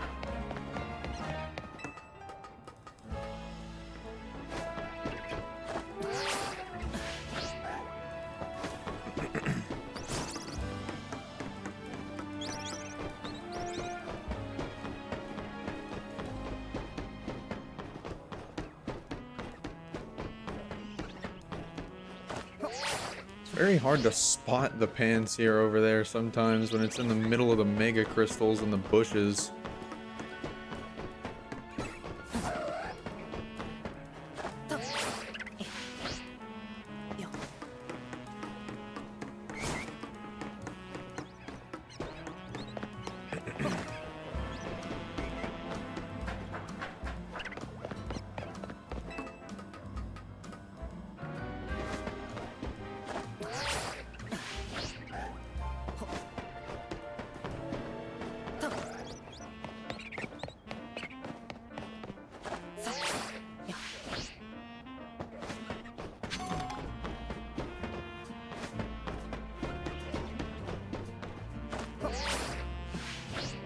Oh, I didn't up the counter last run around the Panpour, I don't think.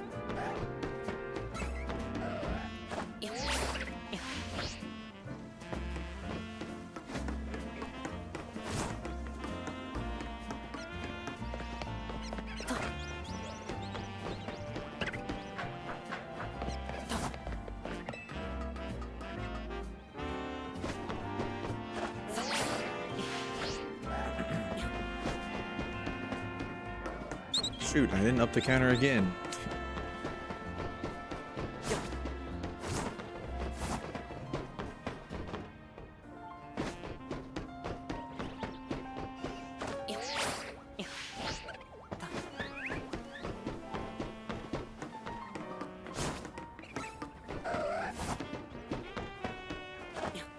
God, come on, what the heck was that?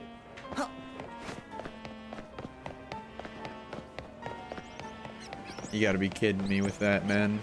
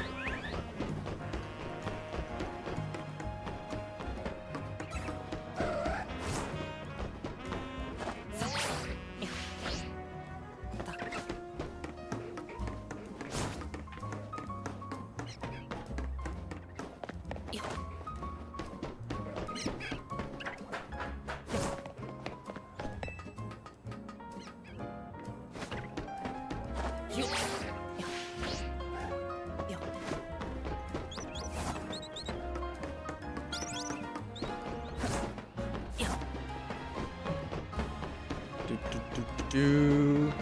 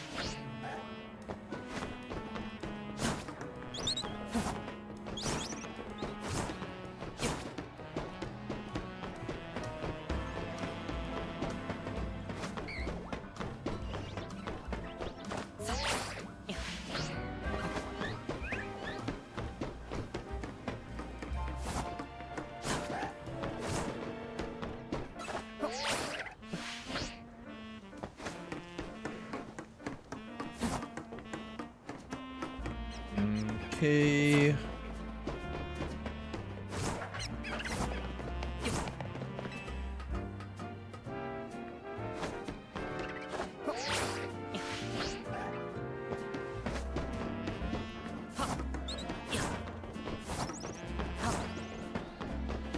I didn't up the counter again. Cheers.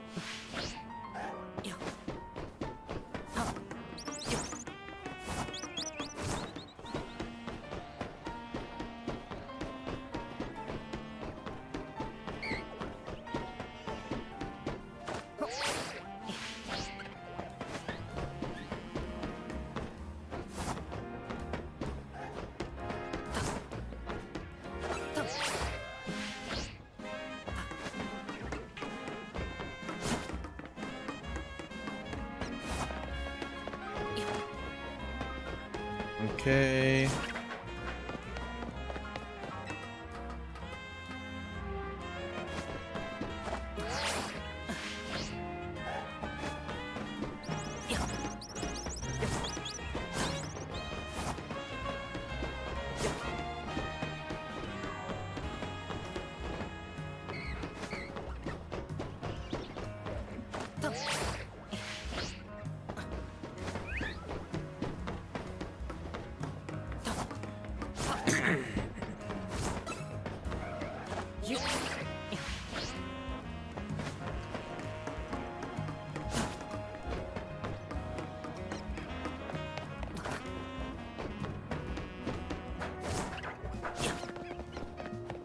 Right. I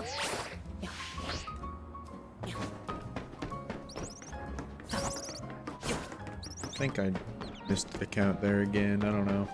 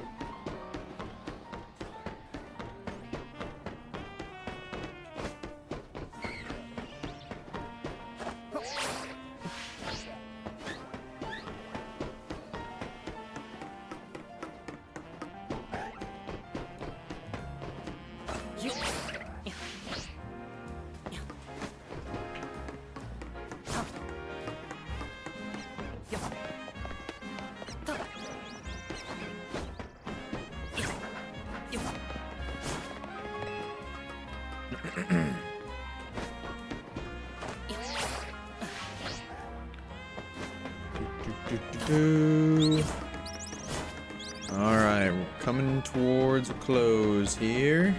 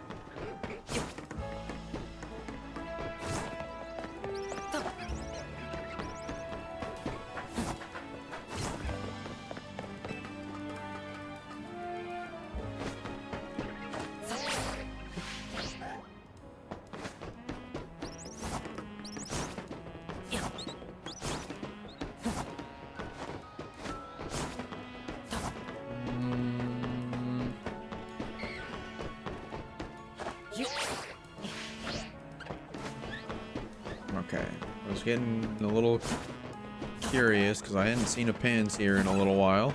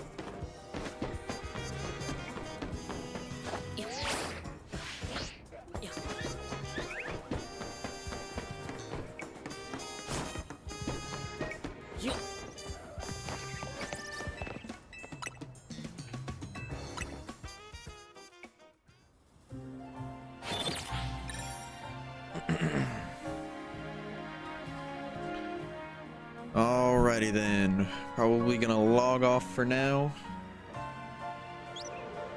Work on some video editing probably this afternoon. Start getting the shorts series underway.